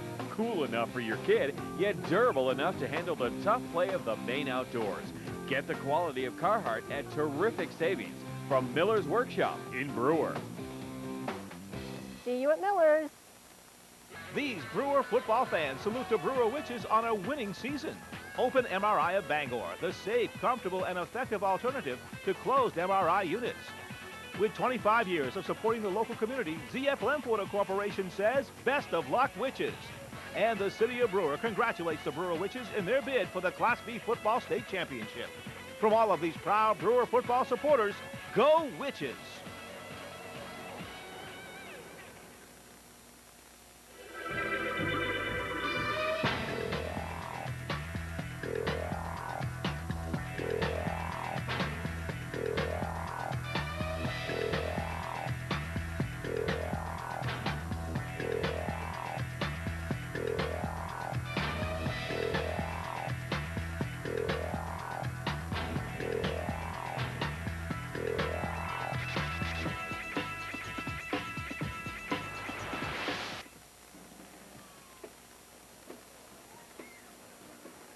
Welcome back, and of course this is our second state championship game, the York Brewer contest. The first one started at 11 o'clock this morning. It was Bonnie Eagle, the defending state champions, coming in against the Eastern Maine representative Brewer, and Bonnie Eagle with the score first as a 14-yard touchdown run by the quarterback, Mike O'Donnell. The Scots were up 7-0. Mount Blue did even the score. 2-yard run by Justin Lowe carried the load on that drive. It was 7-7, and then it was just all Bonnie Eagle after that. A 1-yard run by O'Donnell. John Weichman scored a couple of times as well. 217 yards rushing for Weichman as Mike O'Donnell scored 2 touchdowns and passed for 1. And Bonnie Eagle, the Scots, won their second consecutive state championship game, 41-13 over Mount Blue. The Brewer Witches with the lead 12-0 over York in the second game, the Class B state final.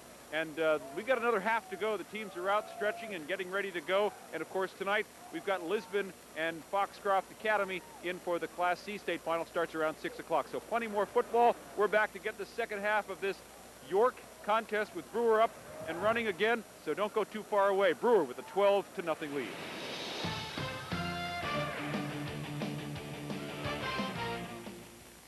Hey, are you looking for some great recipes, money-saving coupons, and a way to help fight hunger here in Maine? It's all available right here. Todd's Recipes is packed with 100 of my favorite recipes, tons of coupons, with a portion of the proceeds going to benefit the Good Shepherd Food Bank. Send a check for $14.95, tax and shipping included, to WABI TV 535 Hilder Street in Bangor 04401, or stop by any of these participating sponsors. Recipes, coupons, and helping to feed Maine's hungry. Order yours today. Surf and save your way to terrific values at tvcoupon.com. Local savings on outerwear, baby clothing, appliances, furniture, automobiles and parts, bath and body, tanning, laundry and dry cleaning, beds and bedding, craft supplies, Maine-made products, party supplies, toys, rentals, restaurants, hotels, even a kitchen sink. Terrific values, tremendous selection, local business. tvcoupon.com. It's the best place to find real local savings on products, food, and services from your hometown area online now. Search, print, use them, and save at tvcoupon.com.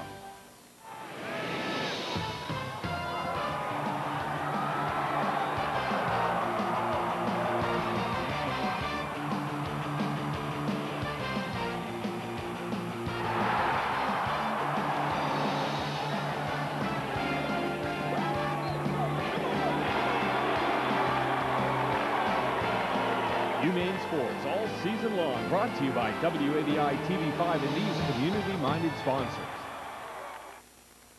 You're watching the Maine State High School football finals on WABI TV5 and WatchMaineSports.com.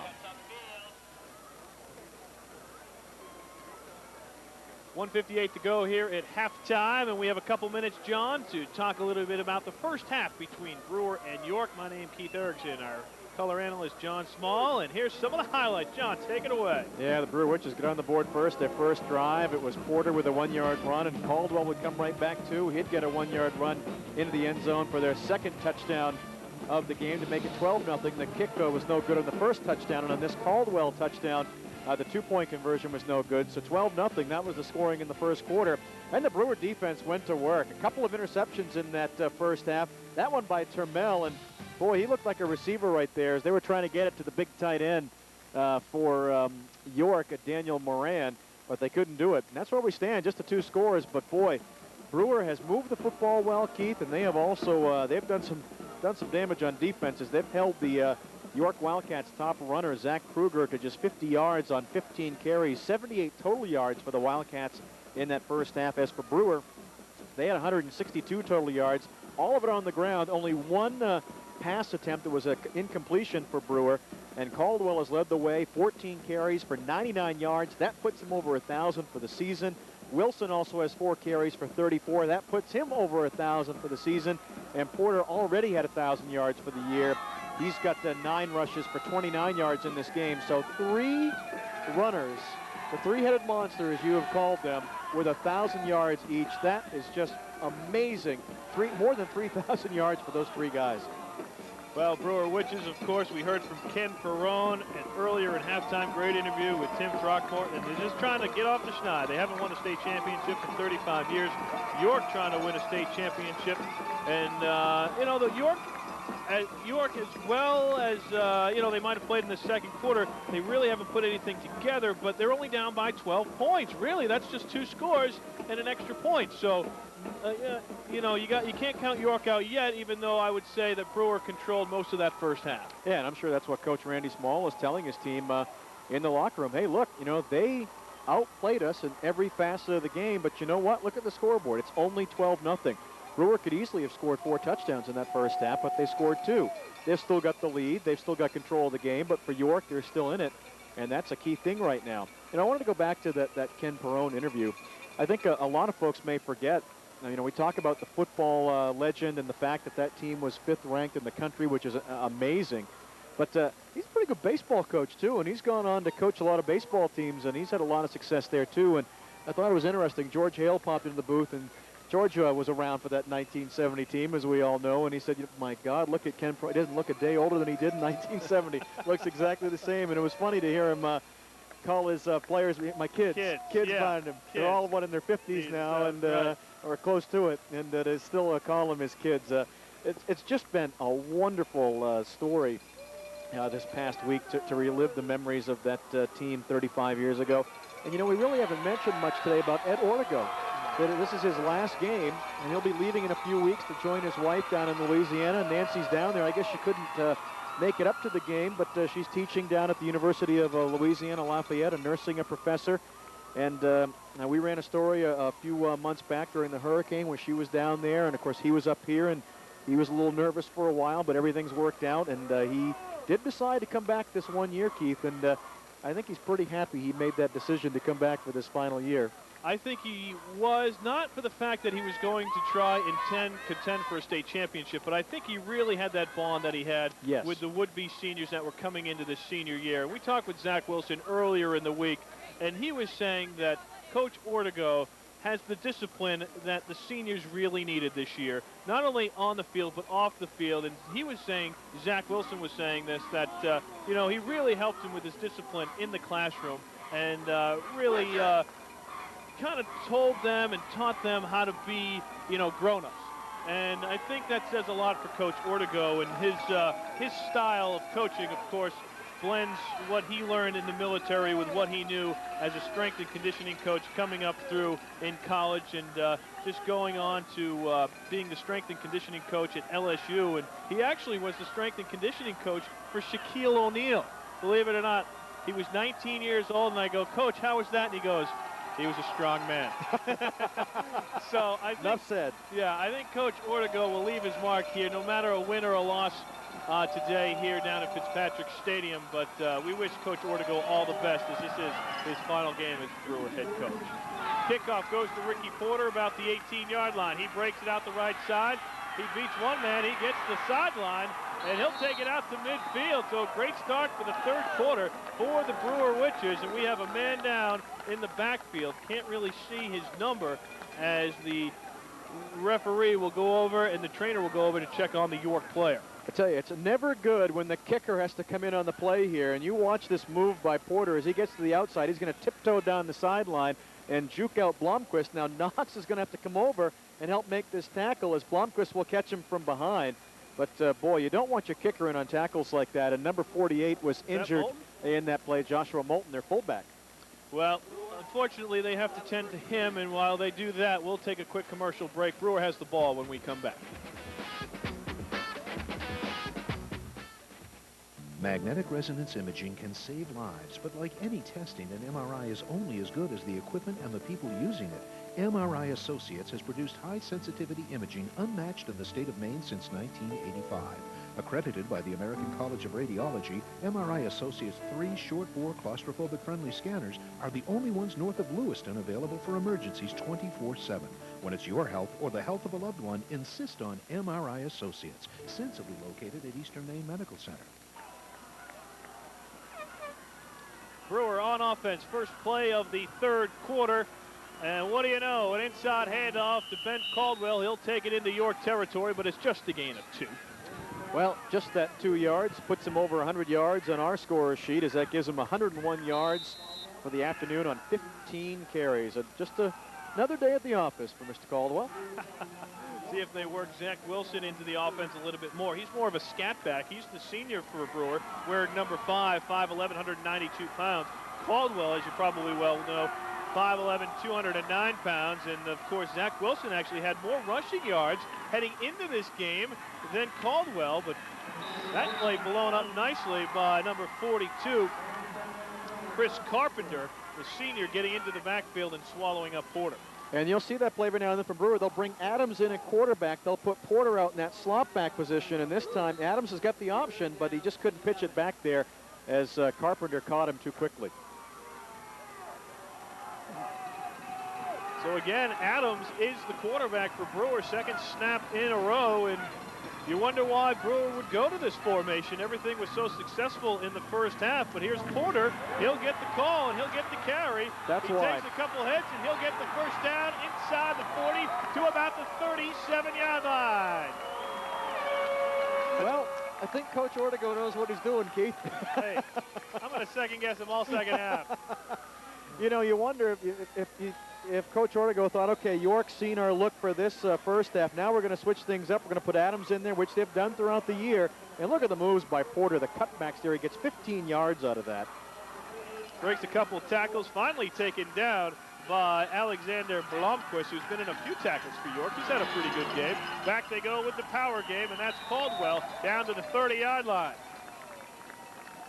I tell you, it comes back to this Brewer offensive line again. You know, they are not huge by any means, as looks like Caldwell's injured a little bit as he gets up. There's also a York player down, but they move that defensive line and open the holes for Caldwell. I believe that's number 44 for York. I don't have 44 Brahms on my roster. Reed. Brahms Reed, and they're taking a look and being very cautious as he lies down at about the 31-yard line for York. There was a huge collision, even though that play was an inside handoff to Caldwell. Now, Caldwell's 5'11", 209 pounds. He's just a big fullback. There he is in the center of your screen taking a drink of water. He came up reaching back for his right hip, and Ricky Porter right behind him, number 30 and number 65 in there. One of the linemen, Matt Cormier, he's a senior at 216, so these guys throwing their weight around. There you see York, number 54. He's been all over the place. Brandon Cross, as it looks like number 44 will walk off under his own power. He'll have to leave for at least one play as the ball rests on about the 30-yard line for the Brewer Witches, and it is second down and 2 to go. Witches picking up right where they left off in the first half or in the first quarter, Keith, where they were able to move the ball and also get it down into the red zone, and they're almost there again. Ricky Adams still under center, the junior, calling out the play for the Witches. Porter in motion, inside handoff, Caldwell. First down, he'll take it to the 26. Methodical. It's kind of like a bulldozer, just kind of plows his way through, wraps up the ball with both hands. He'll take the falling 1.5, 2 yards that you get when you fall forward and call it good. He only needed 2 yards here, and even though he's going to get hit at the at the point of impact there, he still falls ahead for a couple more yards. He's already got 113 yards of rushing in this game. He's been the workhorse, 17 carries so far. Well, there you see the different styles, the different contrasts that we saw between this game and the Class A game. And it's picked off as York will get the turnover. We have a flag down on the play. We might have an illegal block after the interception. York will probably keep possession, but we'll sort it all out, as right now York has the ball at the 32. I was going to say that you check out the scat back that Bonnie Eagle had in the first game, and then you look at Caldwell's numbers, and they're just two different guys getting successful doing the same thing, running the ball. I think Adams really wanted to pitch that, and he never really wanted to throw it, and he got hit as he threw it too, and it was an easy interception for Knox. That's about as easy as it's going to get. Thrown right in your numbers.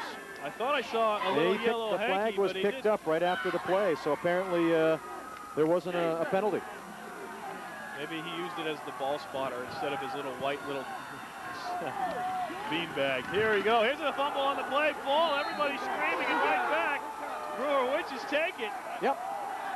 I think Wilson got in there, maybe knocked it loose for Brewer, and who's got it? Larry Bird, number 33, Anthony No. Anthony No jumped on it, but again, that defensive line, the defensive Brewer has been so impressive. And what do you want more than anything after you just turned the ball over? You want it back, and it only took one play for the defense to cause that turnover. And I'm not sure if we're going to get to see a replay, but it'd be nice to see who caused that fumble. So Porter back under center. He is the quarterback for the Brewer Witches. High set. Second back through is Zach Wilson. Underneath that helmet, he's got a full head of red hair, and he's got the red goatee. He said he wasn't going to shave it if they did win. He says it's not a fashion statement, it's just something he has. So Wilson will pick up a carry. He gets it inside the 30-yard line. We'll call it second down, and, well, call it 8. Second down and 8. 8:58 here to go in the third quarter. 12-0 Brewer, and they're working again with the short field. They've had pretty good field position throughout most of this game. Yeah, and credit the defense. 3 turnovers today, 2 interceptions and the fumble recovery. And they're dominating the time of possession. Inside handoff, Caldwell's got a lane. He's got the end zone in his sights, but he's tripped up at the 10-yard line. Knox with a saving tackle. Yeah, of all people, Knox, he's not a big guy, 5'9", 160 pounds, but he found the 210-pound fullback, and he hauled him down. Otherwise, that was a sure touchdown, but Caldwell still got about 20 yards on that play. Look at the hole up front for him to come through. And he makes the nice move and gets a great block from Turmel. And look at Knox. The little guy is going to trip him up. Otherwise, he's into the end zone. Yeah, he might have carried Alexander Blomquist for 10 yards into the end zone if that tackle wasn't made.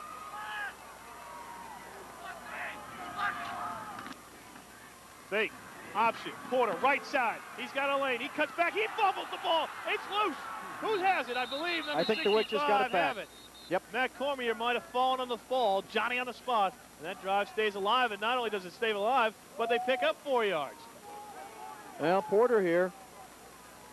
He's going to take it. Right side. Looks like it's clear sailing. And Knox reached back. And I'm not sure Porter. Boy, he just got hammered there. Oh, what a hit. James 65 fell on it. But it was the player who was injured before, Brahms Reed, who caused that fumble.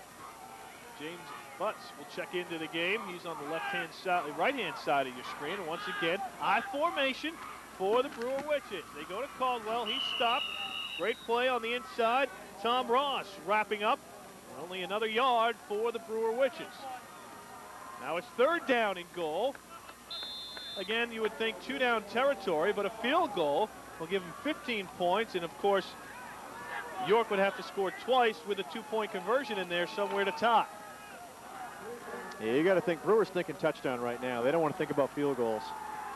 Let's see what they get for a push on the offensive line. Not a very good one. Zach Wilson stumbles to the ground, and he's inside the 5 to about the 3.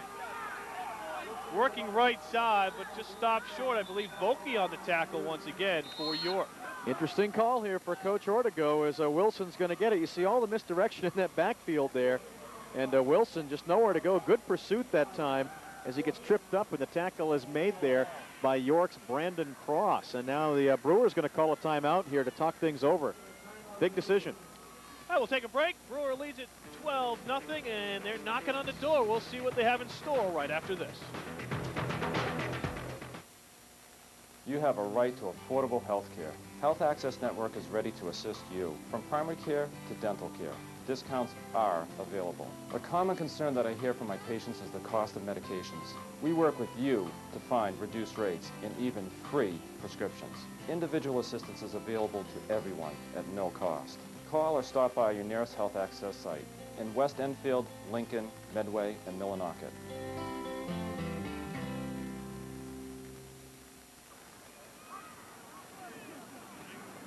Welcome back to Fitzpatrick Stadium. We're coming out of a timeout, and Coach Ortego might be calling a throwing play. I think he's going to go for it. They've come this far. So we got 4th down, ball on the 3-yard line. 6 more points. Might salt this one away for the Brewer Witches. Porter under center. He has the eye back. He has the option. He takes it himself. He is in. 6 for the Witches. It's 18-0 with the extra point pending. Well, when you're a coach, it's always a good call when you get it. It's not such a good call when you don't get into the end zone, but Porter made Coach Ortego look good right there, kept it on the option. And I tell you one thing, Keith, he got hit here before he got into the end zone, and he's going to make it in with his old power. Look at that. He got hit there. Should have been tackled, but he got through. And when you've got an offensive attack like that, Porter, Caldwell, and Wilson to choose from, you got great options down inside there. Surprised they actually went short side field on that one as the ball was on the right hash. But they do score, and they string it out for 6 points. Their first touchdown since the first quarter. So they'll go for the 2-point conversion. Porter now, left side handoff. Here's Wilson. He will dance in pretty much untouched until he's past the goal line. So the Brewer Witches extend their lead. 3 touchdowns plus. They're up 20-0 with 6:50 to go here in the 3rd quarter. Let's take a break, catch our breath. We're back after this.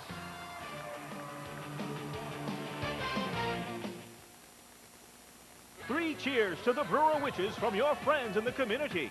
Brewer Automotive Components congratulates the Brewer Witches in their bid for the state championship.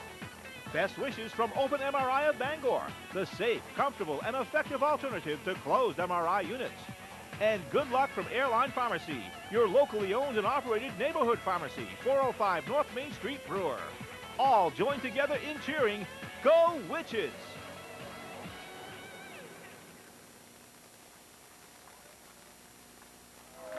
Ah! John, I got scared there looking at the monitor. My goodness. And look at the witch, too. No, just kidding. Just kidding. Wow. Just kidding. Well, you're going to hear from that kid's parents. I know. Adorable. Just kidding. Having a little fun. The Brewer side's in a good mood. Yes. I'm sure they can take that one and keep on trucking. 6:50 to go here. As John said, Brewer is in a good mood. They're up 20-0. Glad you could be with us. It's a great day for football. Maybe even took the television outside the backyard, put the couch out there, enjoyed the sunshine like we were doing. And the ball on the ground, still loose. Brewer's got it. Will take it over on the 24-yard line. It's Ricky squirted Adams. away from Romano, and Ricky Adams is Johnny on the spot. Woo! What a turnaround. It's like a 40-yard onside kick.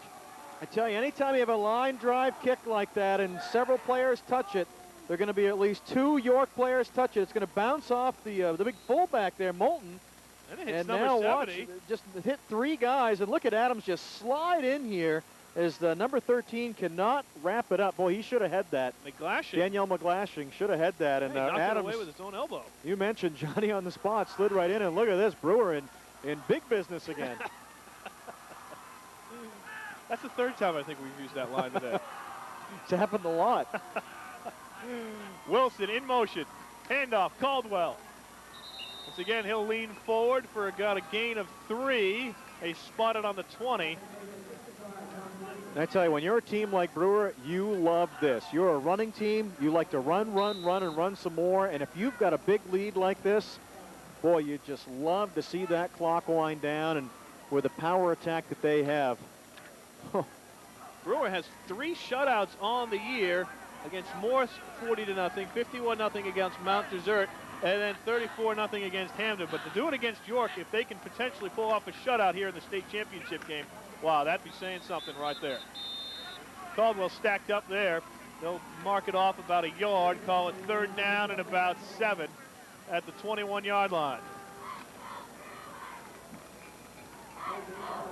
And we also want to give a shout out to those people watching online at watchmainsports.com.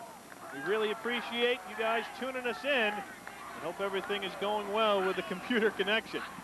So Ricky Porter under center. There's Wilson, number 5, in motion. Option play right side. No, I'm big sorry, hole. that's not Porter. That's Adams. number 2, Ricky Adams. So Adams gets the 1st down, and Brewer inside the 10. I'll call it the 9.5-yard line. And I tell you, that's what bringing Adams does to a defense, Keith, is everybody's thinking Caldwell or Porter, and all of a sudden Adams finds a hole, and he breaks a tackle there, too. He needed 7 yards. He gets 10, a big 1st down for the Witches, and guess what? It's 1st and goal again. Not only that, but they'll actually have Adams next year, as he is only a junior. Line set. Adams under center. Motion once again. Inside handoff, Caldwell. Not this time. He'll gain about 1. Big number 65, Thomas Pearson, right really made the hit there. John, oh, come my on. goodness. You can do that with your hair, right? No, I don't think so. Oh, okay. I just want to bring it up that we were talking about all the concerts we went to over the years and coming down from Bangor to Portland. And, John, you said you might have had the mullet back in the day? I'm not sure how much evidence of that there is, oh, but okay. All right. Possibly. That's all right. I had the bowl cut. Here we go. Adams, little counter, and Porter's in for 6. 2nd straight touchdown for the Brewer Witches here in the 3rd quarter. They bump it up to 26-0. Well, Porter again, the last time he went right side and got the 3 yards. This time he needed 9. And just watch him step over people. Adams with a handoff here. Again, you just never know which way you're going to go with this offense. And look at that cutback as number 13 just reaching. Daniel McGlashing, nothing. Couldn't even get hold of his jersey. Another touchdown, the 3rd of the game for Porter. Well, Porter's actually being recruited by the University of Maine right up the street in Orono. And believe it or not, he's only been quarterbacking for 2 years. He was in a battle for the spot when Kevin McAvoy went down for the Brewer Witches a couple years ago, and therefore took over kind of by default with the injury. But when he was before varsity, JV in the freshman level, he was a talented running back, and there you see what he can do when he has the ball in that position. 2-point conversion, no good for the Brewer Witches. They lead 26-0. Let's take a commercial break. We'll come back with the kickoff right after this.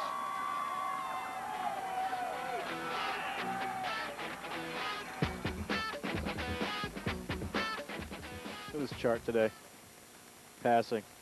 2 passes. An incompletion and interception.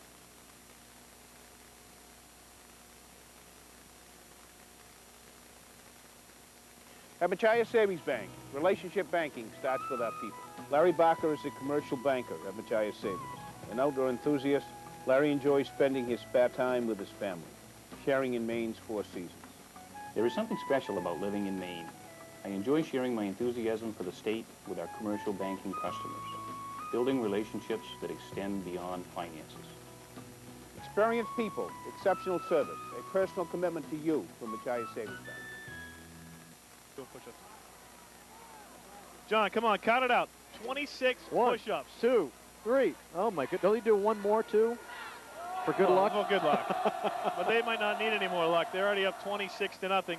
Brewer Witches out of the East trying to make it the 5th time in the last 7 years an East squad has won the state championship. That's the same type of kick as last time, Keith. They better fall on it.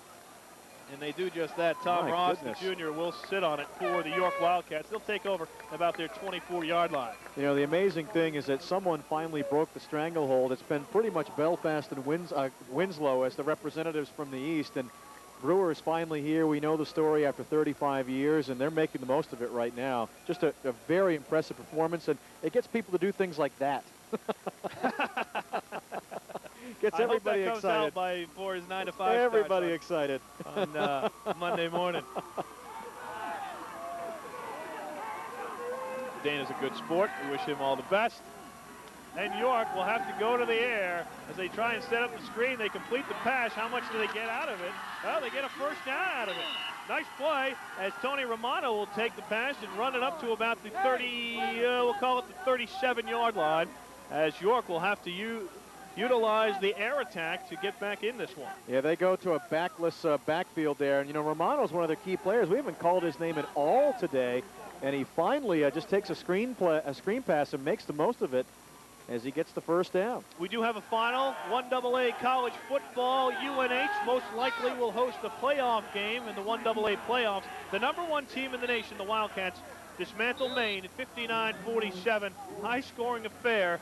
Keep track of this one. The Black Bears scored 19 fourth-quarter points, but still come up 8 short against the Wildcats. The Musket stays in New Hampshire. I believe the Bryce Cowell Musket will stay right there in the office of the coach, the UNH Wildcats, and the Black Bears, unfortunately, had a nice run to finish out the season, but this loss puts them 1 game under 500 for the 2005 season. Boy, what a year, though, for UNH.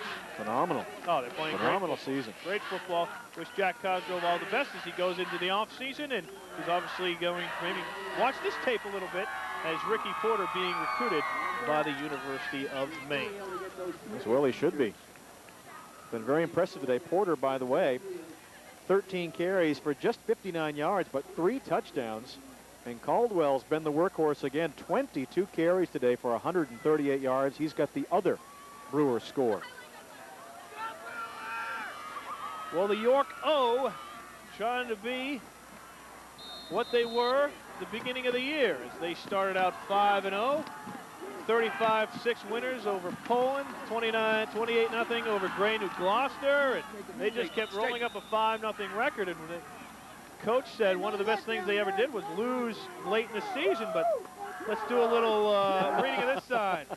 We'll get you Wildcat Pretties and the little gold ball too. There you go. They got the face paint and everything. A lot of excitement in Brewer, isn't there? I didn't know there were any male witches in the Wizard of Oz. Pretty exciting year. I did see a TV show the other day where they had the 5 remaining munchkins that were still alive in the original version of that movie. Pretty amazing. Oh, some trickery. Oh, the throwback to Knox. And Knox has got the first down, depending on the spot. Bruce Anderson, the line judge over there, looks like he'll give it to him with the left foot. Right on the spot. Yeah, I think he got it, from my vantage point. 47-yard line. York will take over, 1st and 10. As they throw it back to Knox. Well, they've resorted to their book of tricks here as Pruger hasn't been able to really get anything going today on the ground, so he'll throw it back to Knox, and Knox will wind up with, well, he needed 7, and he got just about that. Jeremy Smith, number 70 on the tackle for the Brewer Witches. He's a senior. He goes 5'9", 250 pounds as they stretch the chain and believe what happened. I couldn't see the spot. He was kneeling down. Looks like a first down. It is a first down. First down. My eyes haven't failed me yet, John. You know, this Brewer defense has been so impressive, and we ought to go back to that game against Winslow, what, 5 or 6 weeks ago, and they got shut out 21-0. And since then, they've been on a mission, and they have won all their games by a score of 110-34. Just been very impressive. They're going deep. They're airing it out. Adams the only one back there. Full dive. Flag but down. He can't come up with it. We do have a flag. What do we have? Bruce Anderson walking Got over, 2. talking. We have 2 down. In different spots. Maybe holding on the defense about the 38-yard line. Maybe pass interference, and then one at the line of scrimmage. Maybe a little movement, little motion before the snap of the ball. We'll have to wait and see. Caldwell, the captain, in on the conversation, along with Romano. He's waiting word, number 14 for York. You know, they're talking it over like this is on York, isn't it? A dead ball. Ball start on the offense. And we'll repeat second down. So whatever happened down the field, I guess that's not a play anyway. I don't know what he called, but maybe he saw the movement from where he was. Who knows? They pick it up. 3 minutes to go here, 26-0 Brewer. I don't believe York has been on the Brewer side of the field in the second half. Brewer coming with the blitz. It's almost picked off by 72, Matt Wilson. He's been everywhere, the big man. He's had a phenomenal game. Big Matt Wilson at 6'2", 216 pounds, and hey, he can cover out there too. He gets out there pretty quickly. Sees that Knox is going to throw it out to the sideline. Look at that. Tipped it away. They try to get Pruger out there and get some yardage, but I would have Wilson, liked to have seen him run 35 yards for a touchdown. That would have been a heck of a play. He would have liked that too. He might have taken the ball and put it in his bedroom. Brewer doesn't like to see this, though. They want to see the clock rolling here. Zach Sherry runs off the field, the captain for the Brewer Witches. 2:52 to go. Here's Knox. Throws the slant, and again, through the hands of his intended receiver, Alex Blomquist. That's the second time they have run that play. The first time was an incomplete that almost went for a touchdown. Save play here, and again, through the hands of Blomquist. York has thrown the ball 9 times today, and they've had some trouble as they've had 5 incompletions and 2 interceptions. And a couple of the balls that have been thrown really could have been caught, Keith. You mentioned really the one down by the end zone. You wonder if the ball is really dry and the hands are really dry with the cool air out there. There's not much tack left on the ball, but then again, the sun has gone away, that's for sure. They got to make those catches if they want to help out their quarterback, Knox. Lone man in the backfield is Pruger. Fake to him. Here's Knox on the quarterback keep. Upended, great tackle. Wilson. Yeah, Wilson. Hello, Wilson. He just got enough of Knox's feet to trip him up because let me tell you something, Knox had some room there. And that will bring up a 4th down for York, and here it is. Knox trying to break free. He had a lane, and then all of a sudden, right there. Nice play to take him out.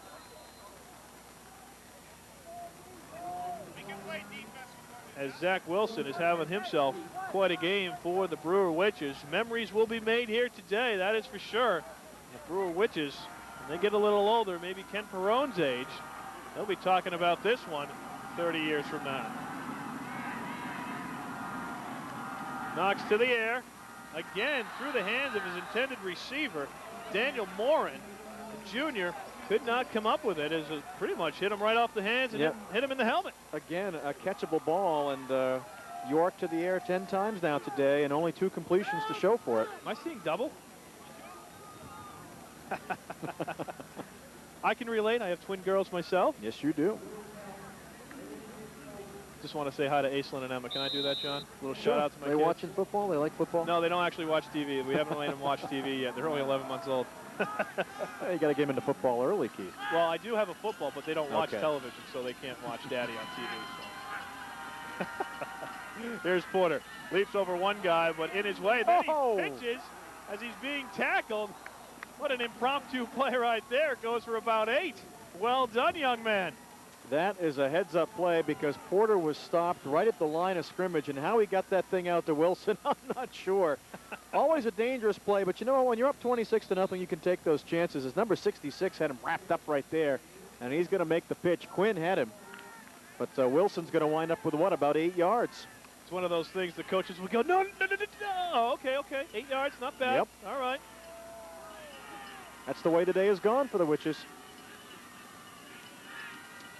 Inside handoff to Caldwell. We haven't called his name in about 10 minutes, but... Well, he's been tired. 22 carries. That's his 23rd. And he's very, very close to that first down marker. They may have to measure it. I was looking at Zach Sherry, one of the linemen, captain for the Brewer Witches. He was one of the last guys to get up on that pile, and he was 3 or 4 yards down the field. So the Brewer line really getting the push that they need, and Caldwell taking advantage. Just straight ahead, right into the line, hit his own guy right there, too, as he tries to fall forward. We'll measure this thing. But, you know, this is another impressive thing about Brewer, Keith, as they measure. And I think he got it by the nose of the football. Oh, yes. You look back to that Winslow game last week, too, in the Eastern Maine Championship, are the drives. Because they run the ball so well, they aren't quick scores. They'll take 6 minutes off the clock, 5 minutes off the clock. They just eat up huge chunks of time because York hasn't had too many chances out there in this second half. Let's give a lot of credit to the Brewer line. We'll mention Absolutely. a couple of these kids' names. Jamie Ecker, Matt Wilson, Zach Sherry, Matt Cormier, Devin Fitzpatrick. They're all in there, opening up holes and letting their running backs do what they do best. Wow, that pitch went about 4 yards into the backfield. And that time the York defense read it, though. Wilson really nowhere to go. They'll stay in bounds and keep that clock ticking. That will be the final play of the third quarter. And you know what? Brewers 1 quarter away from making history, I should say. They lead at 26-0. So with the time ticking down, why don't we call it good? And Brewer will take its lead into the fourth quarter as they look to wrap up the 2005 state championship. They're getting a standing ovation now. What will happen in another 12 minutes? We'll let you know. The world of automobile collision repair has changed. Now huge shops lure the business because they can churn them and turn them out the door cheaper for the insurance companies. You should know that you have the power to choose better repair. You should know that Bickford Auto Body is not the biggest, just simply the best collision repair shop in Eastern Maine. That hasn't changed. So tell your insurance company you want the best collision repair. I want Bickford Auto Body. You know it's riding on it. Insist on the Bickford difference. Bickford Auto Body, Route 1, Hamden. Congratulations to the Brewer Witches for all your success this season. From Witten's two-way service, Robertson Boulevard Brewer, your authorized Motorola dealer wishes Brewer a big win. CES Civil Engineering Services, South Main Street Brewer, engineering ideas that are right for Maine. B&D Marine, Bombardier Skidoo Snowmobiles, and the Brewer Witches, squarely ahead of the pack. All of these Brewer football supporters join the community in cheering, Go Witches! The new 2006s are here at Central Maine, Chrysler Dodge Jeep. Hurry in for this great deal on its 2006 7-passenger Town & Country, loaded with options and priced to move. Grab life by the horns and grab this great deal on a 2006 Dodge 4x4 quad cab pickup. The 06 Jeeps are here too, like this Jeep Liberty Sport V6 automatic 4x4 loaded with all the options. Don't miss out on these incredible deals on new 2006 vehicles at Central Maine, Chrysler Dodge Jeep. Welcome to the fourth quarter of the Class B State Championship. Keith Erickson alongside John Small. Brewer Witches on another drive, a sustained drive, trying to really just get into the end zone one more time. They lead at 26-0, and York really has been baffled, I guess you would say, by not only the Brewer offense, but the Brewer defense. Yeah, and the Brewer offense here, boy, Ben Caldwell's going to go out in style. That's his 24th carry. They're going to work him right to the end here. I'm running out of room on my sheet. He's up to 141. 141 yards and a touchdown today for the big fullback. Ricky Porter with the other couple touchdowns for the Brewer Witches for their total of 26. Here's Porter, the quarterback for the Witches. They're going to throw on 3rd down, and he'll be taken down finally Great by tackle. number 66, James Quinn. He sticks with it, wraps up Porter for about an 8-yard loss.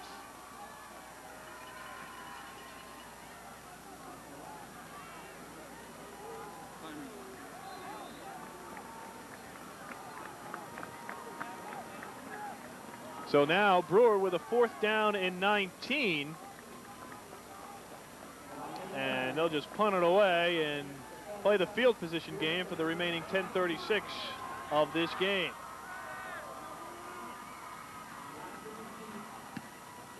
And that punt, fair catch called, and it's a fumble. It's a fumble. Brewer will have it.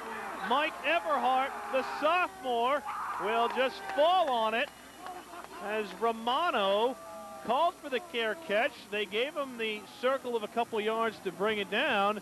He was unable to do so, and another mistake, and it's Mike Butts who James Butts, excuse me, will actually fall on it for Brewer. Oh, I was reading the wrong name. My bad. I thought it was 47. Mike Butts, congratulations, getting the fumble recovery. 4th turnover for York, 2 interceptions and 2 fumbles today. Has helped Brewer's cause. I was going to say, John, you can just really feel this one.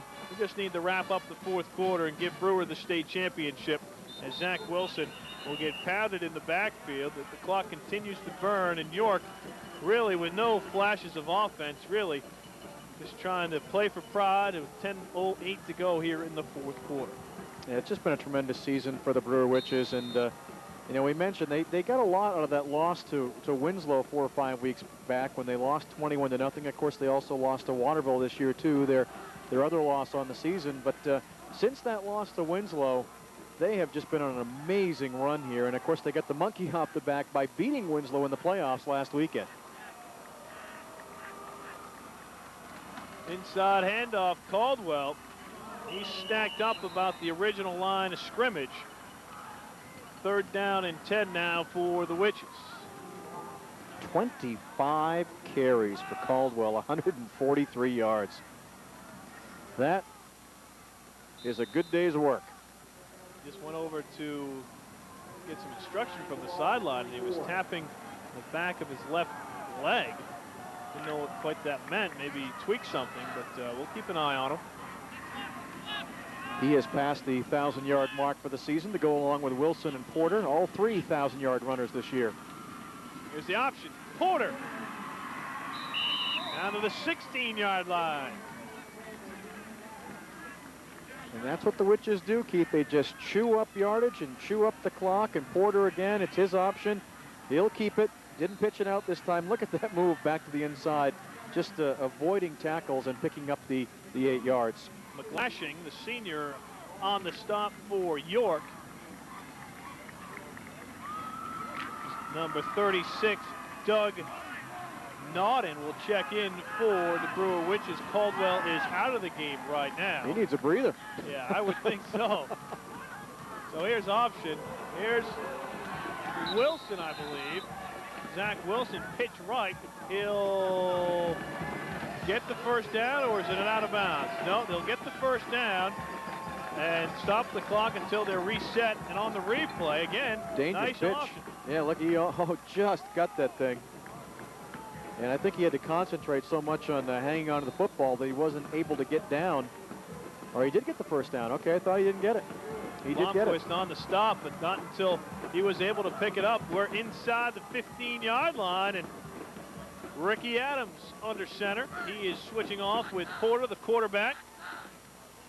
I believe we got Tim Bush in the backfield, and Bush will take it left side. He's got 1 man to beat. He picks up 9. He's down to about the 5.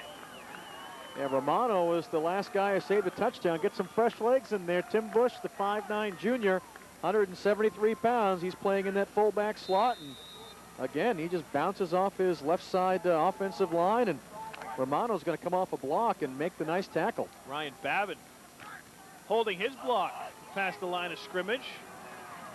Coach will be very proud of that.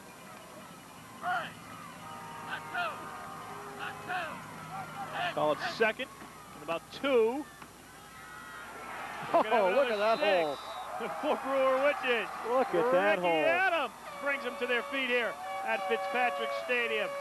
And they've broken the 30-point plateau. It's 32, York nothing. Well, look at the hole it's going to open up here. Adams again, he's got the option to pitch it. Nice block there by Bush, and once he breaks that initial tackle, just nothing but real estate into the end zone. Touchdown number 5 for the Witches today. On to attempt the extra point is Dan Julie.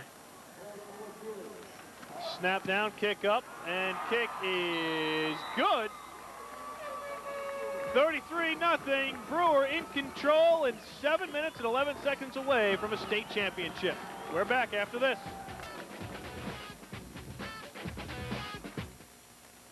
Bickford Auto Body was the first to introduce high-tech collision repair equipment to Eastern Maine. But collision repair is still all about craftsmanship. You can't see the quality of repairs under a pretty paint job, and a flawless Bickford paint job is covering something. It's covering our mission to restore your vehicle as close to factory standards as possible. The standards we'd want if our own families were driving. If an insurance company wants you to settle for less, remember, you have the choice of better and safer. Insist on the Bickford difference. Bickford Auto Body, Route 1, Hampton. Hey, when does Ben go off the bench? Welcome back to Fitzpatrick Stadium. Having a conversation with a couple of fans. They are all fired up for their Brewer Witches. I don't think that the Brewer side has set down much this half. They're all on their feet. No, those bleachers are mighty cold now. Yeah, they're not thinking about that. Listen to the crowd. Julie with the kickoff over the head, and once again we'll have a touchback into the end zone and out of the end zone. Another big boot by Julie. That's a weapon that you don't often see in high school football. No, you don't. That's the second or third time that's happened today. As the fans up in the stands enjoying it, especially the youngsters. Now there's Mr. Knox. He's had himself a tough game, but he's played hard all the way through it. Chris Knox, the senior quarterback for the York Wildcats. He'll just have to play the string out and show what a classy program the York Wildcats have, as they are down 33-0 and just hoping to maybe break up the shutout with this drive. Berger in the backfield. Here's Knox back to pass. Floater, and once again, his receivers letting him down. Romano unable to come up with that grab, as he would have had at least 7-8 yards on that play. Yeah, he's had a rough day, throwing the ball 11 times with 2, 4, 5 incompletions and a couple of interceptions. But I was talking with the coaches for York before this game, and they specifically mentioned Chris Knox. He's only 5'9", 160, not a very big guy, as you can see right there in the huddle. But one of the coaches said, you know what, I would take 11 Chris Knoxes on my team any day. He's that type of kid and that type of leader on that team. Second down and 10, and again, they go to the air. It looked like it was a lateral, and on the completion, Ryan Willett will get out of bounds and maybe pick up, what, half a yard, 3/4 of a yard, and they need bigger chunks than that. Not much, and I actually thought that might have been a design play for Willett to throw it. He looked like out there when he took the lateral that he may heave it downfield, but decided to keep it himself and wound up with a yard. That's it. Just had a nice shot of Phil Turmel. He's had a good game. He's recovered a fumble. And an interception, too. And York again off the mark in the passing game as they go to double H Dan Moran, but nowhere near him. And you would think that York would punt this one away instead of going for it on 4th down and 9. And York, you know that Coach Randy Small, if he saw that Knox would have to throw for 13 times today, that probably was not going to be a good sign as to where his team was. And boy, it looks like they're going for it, Keith. Deep in their own territory. Well, why not? Give the kids an opportunity to play. He'll look one way, he'll go the other. He'll throw into traffic, and it would have been just as good as a punt if it was an interception. Let's take a quick break. Brewer in the lead and in command, 33-0.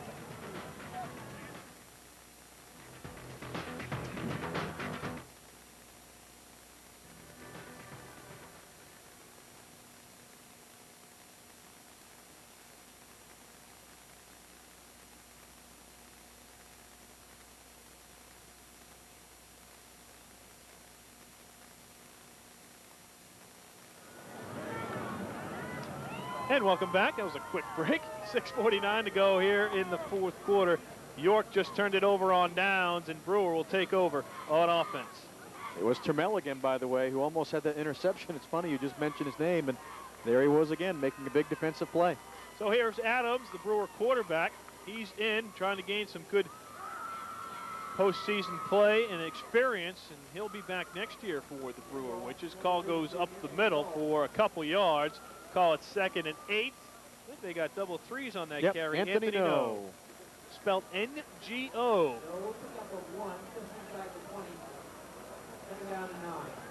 So where do you think the gold ball will end up tonight, John? Well, you hope back at Brewer High School. Well, you don't know if it's going to be like the Stanley Cup where everybody gets a turn with it.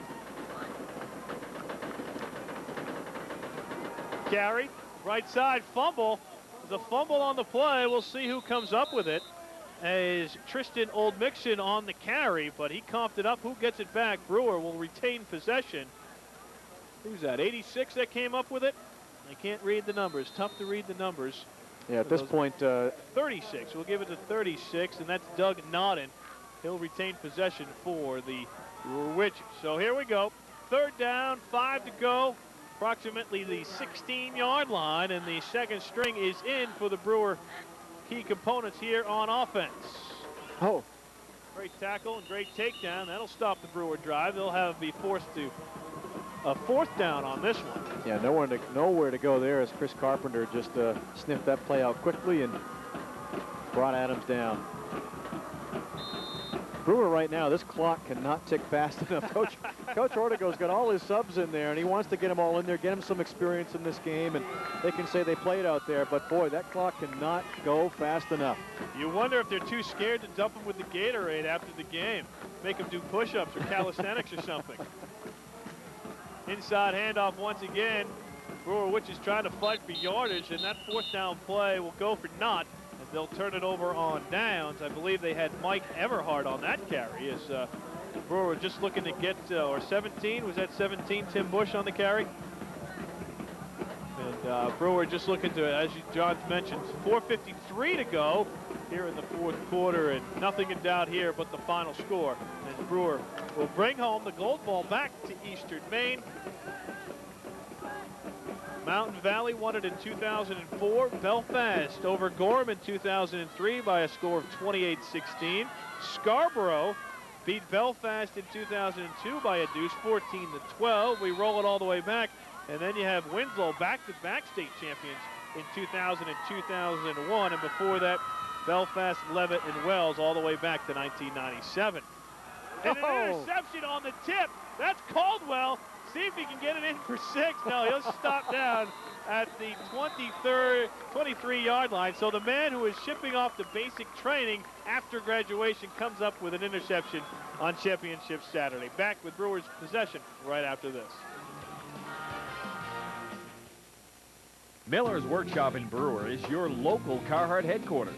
Carhartt is the comfortable choice for durable workwear and outdoor clothing. Miller's Workshop in Brewer offers you a large selection of Carhartt work apparel and accessories. Come in today to check out our new line of Carhartt kids clothing. Cool enough for your kid, yet durable enough to handle the tough play of the Maine outdoors. Get the quality of Carhartt at terrific savings from Miller's Workshop in Brewer. See you at Miller's. And we're back. Brewer will take over after the interception by Ben Caldwell on the 34-yard line, and the inside handoff. Oh! Romano just came in there and blasted one of the Brewer players as the play was just about to stop, and you got to keep your head on the swivel this game. But yeah, I'm not sure that Bush was too happy about that either, the way that play went. So you gotta think at this point, Keith, York is just is very, very frustrated. You can hear the chant on the sidelines by the Brewer cheerleaders, or to go, or to go. They're referring, of course, to their head coach, Ed Ortego.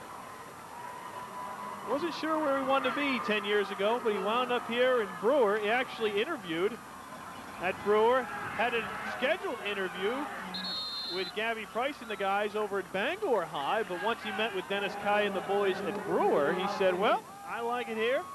Thanks very much, Bangor, but I think I'll stick with Brewer.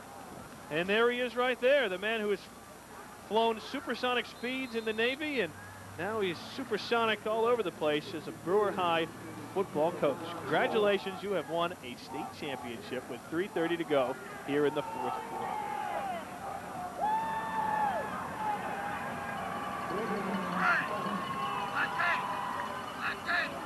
He also told me, Coach Ortegogood, that he's a pretty good cook, Cajun style, from Louisiana. He said all the guys down there know how to fix up the gumbo. So we'll just see if he's actually going to cook up a feast for these guys who definitely deserve it. Old Mixon that time back in the game, and all the guys getting the carry here in this state final.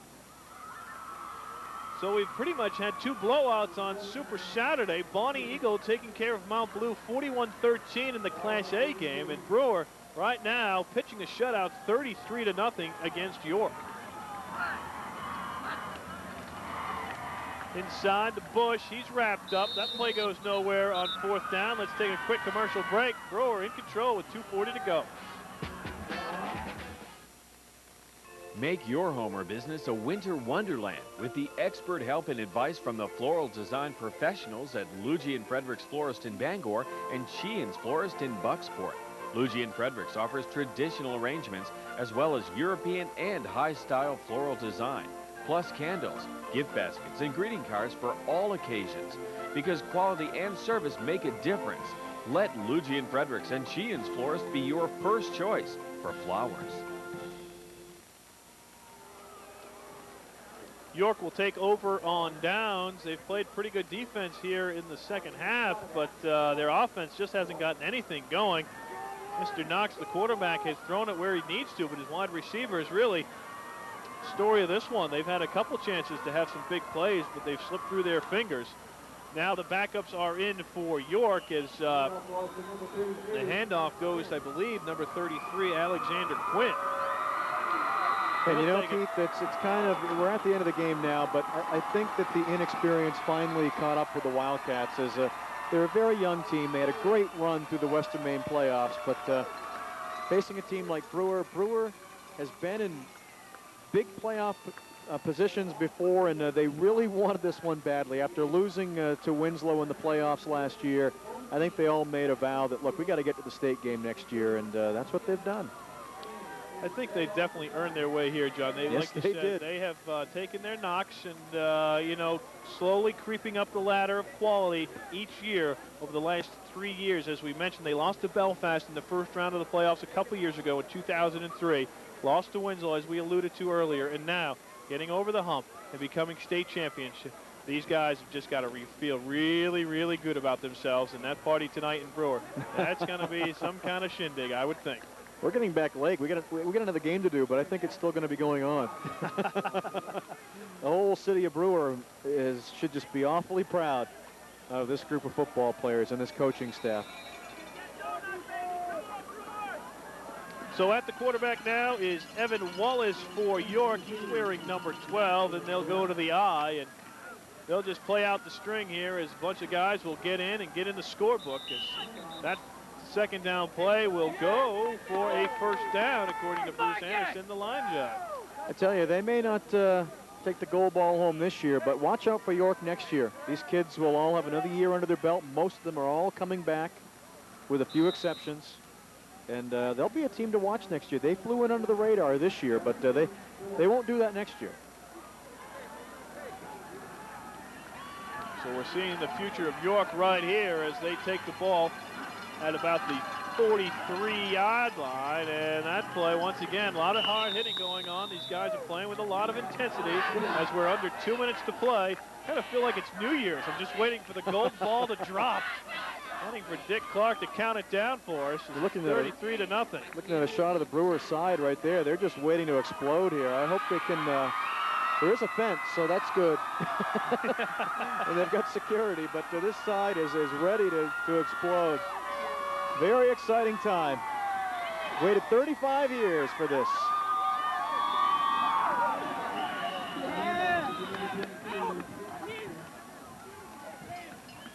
Each time in between a play, you'll see the Brewer cheerleaders either holding up a flag or holding up the sign that says 2005 state champs.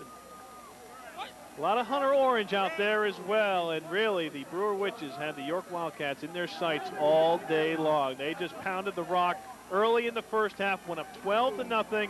Then they really salted it away. 3 touchdowns from their star, Ricky Porter, and Ben Caldwell over 25 carries, 150 yards. And again, the cowbells, the whistles, the air horns, everyone on their feet right now for the Brewer Witches as they start to hug and celebrate a state championship that will be coming their way in 43 seconds. Well, Keith, their motto for the year was inch by inch.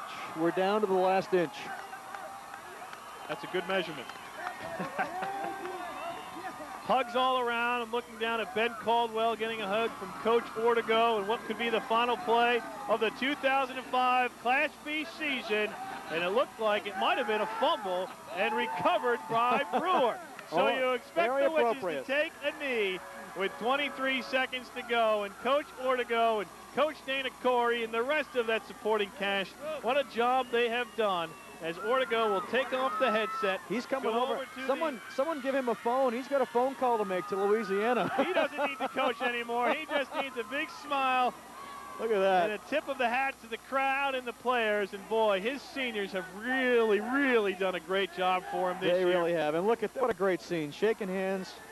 His last game. Buying into his system, as you said, John, inch by inch. Assistant coaches Dana Corey, John Mackey, Ben Gargan, John Roberts, Phil Matea, the trainer, and that'll do it. Final play for the Brewer Witches as they will pump up the crowd. Coach Ortego and the Witches break the string of 35 years and win the Class B 2005 state championship 33-0. What a scene.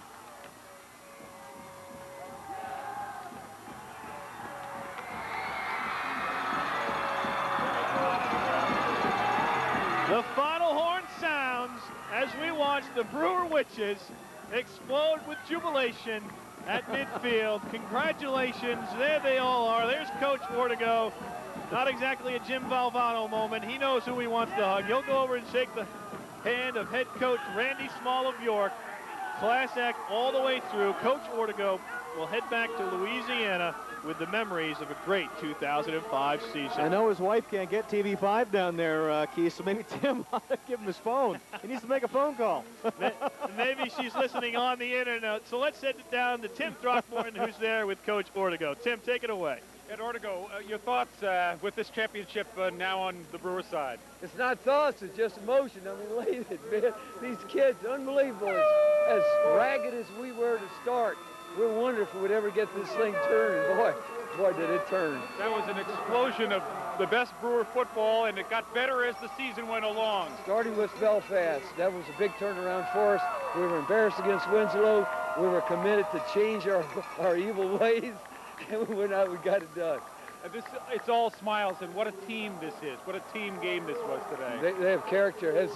Nobody's beaten us in the second half. It just hasn't happened. To me, that's just guts. You gained confidence from the Winslow win? Did you start believing there, or did it happen way before that? I think before, we always knew we had it. You know, we just had to play a game. It was just one of those things we played. You know, Levitt thought they were best. You know, I don't know. It was just amazing. Yeah. Well, we're sorry that you're having to go back to Louisiana, but what a farewell this is for you. This is something else, and I appreciate Channel 5 doing the game for us. Brewer Witches! Look out, Coach.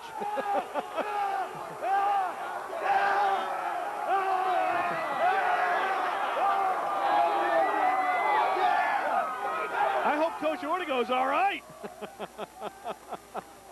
That's 35 years of frustration right there. Well, it's come to an end. What a moment. What a moment. They are down there. Number 42 is James Butts. Here you saw Ricky Porter and a couple other guys that have just had an emotional impact. And Tim Throckmorton's down there with Ben Caldwell. They got to sing first. Cheer for the good old witches, the orange and the black for me. Rah, rah, rah, cheer for the alma mater. We're gonna use these well. So fight, fight, fight for Brewer, to we all must go well. Hey! right back. We got Ben Caldwell here. Ben, you guys got better and better as the season went along. Did you feel this snowballing? Did you feel this season snowballing and just getting better and better as it progressed? After Winslow, everything turned around. Everything turned around. Talk about a perfect game plan, but perfect execution today. You guys did everything right. Oh, yeah. We had to. We knew we had to. If we screwed up, we were going to lose. This team's an excellent team. We just came and we gave it all we had. We know 30 years without it. All what we were saying at halftime was we were saying 24 minutes for 30 years. That's all we were saying. Well, you got the one that you deserve that has been an awful lot of talk about a long time ago, and they should be certainly proud of that, but you guys should be proud of this too. Ben Caldwell, what a game for you guys and your teammates. Congratulations to this Brewer team. Ben Caldwell, what a terrific game from him and the rest of his teammates. Congratulations. They're about to hold up that gold ball, which hasn't been done by any which team, and there it is for 35 years. Keith? Just a moment that everybody, I think, is absorbing here on the near sideline as the Brewer Witches win it by a final of 33-0. Let's take a quick commercial break, and we'll get to our players of the game and play of the game right after this. These Brewer football fans salute the Brewer Witches on a winning season. Open MRI of Bangor, the safe, comfortable, and effective alternative to closed MRI units. With 25 years of supporting the local community, ZF Lemporter Corporation says, best of luck, Witches. And the City of Brewer congratulates the Brewer Witches in their bid for the Class B Football State Championship. From all of these proud Brewer football supporters, go Witches! Abachaya Savings Bank. Relationship banking starts with our people. Rainier Davis manages our customer service department. It's my job to see to it that your customer service representative has all the information needed to provide you with the service you expect. I'm also happy to take your call directly. That's what one-on-one relationship banking is all about. Experienced people, exceptional service, a personal commitment to you from Machias Savings Bank. Okay, I don't want my tongue where Kelso's tongue has been. Oh, you better stay away from your mom then.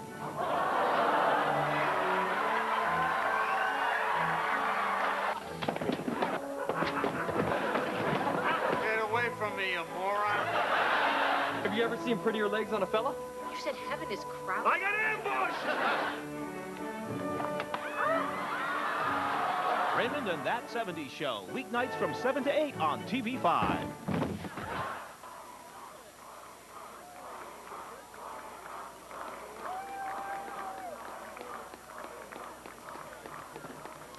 Welcome back. Number 66, Zach Sherry, your captain for the Brewer Witches, carrying around the hardware, giving out that trophy. And then look at Ben Caldwell on the receiving end. I think that's what they've been doing all day, just handing it off to Caldwell, haven't they? Let's get to the player of the game. The player of the game is brought to you by the Muddy Rudder Restaurant, Banquet and Conference Center, overlooking the historic Penobscot River, your place for fine food and delicious views. John? Hey, this was a real tough choice today because Porter had the 3 touchdowns, but you know what? It's going to be Ben Caldwell. 25 carries today for 144 yards. He had the 1 touchdown of a yard. He was just the workhorse today.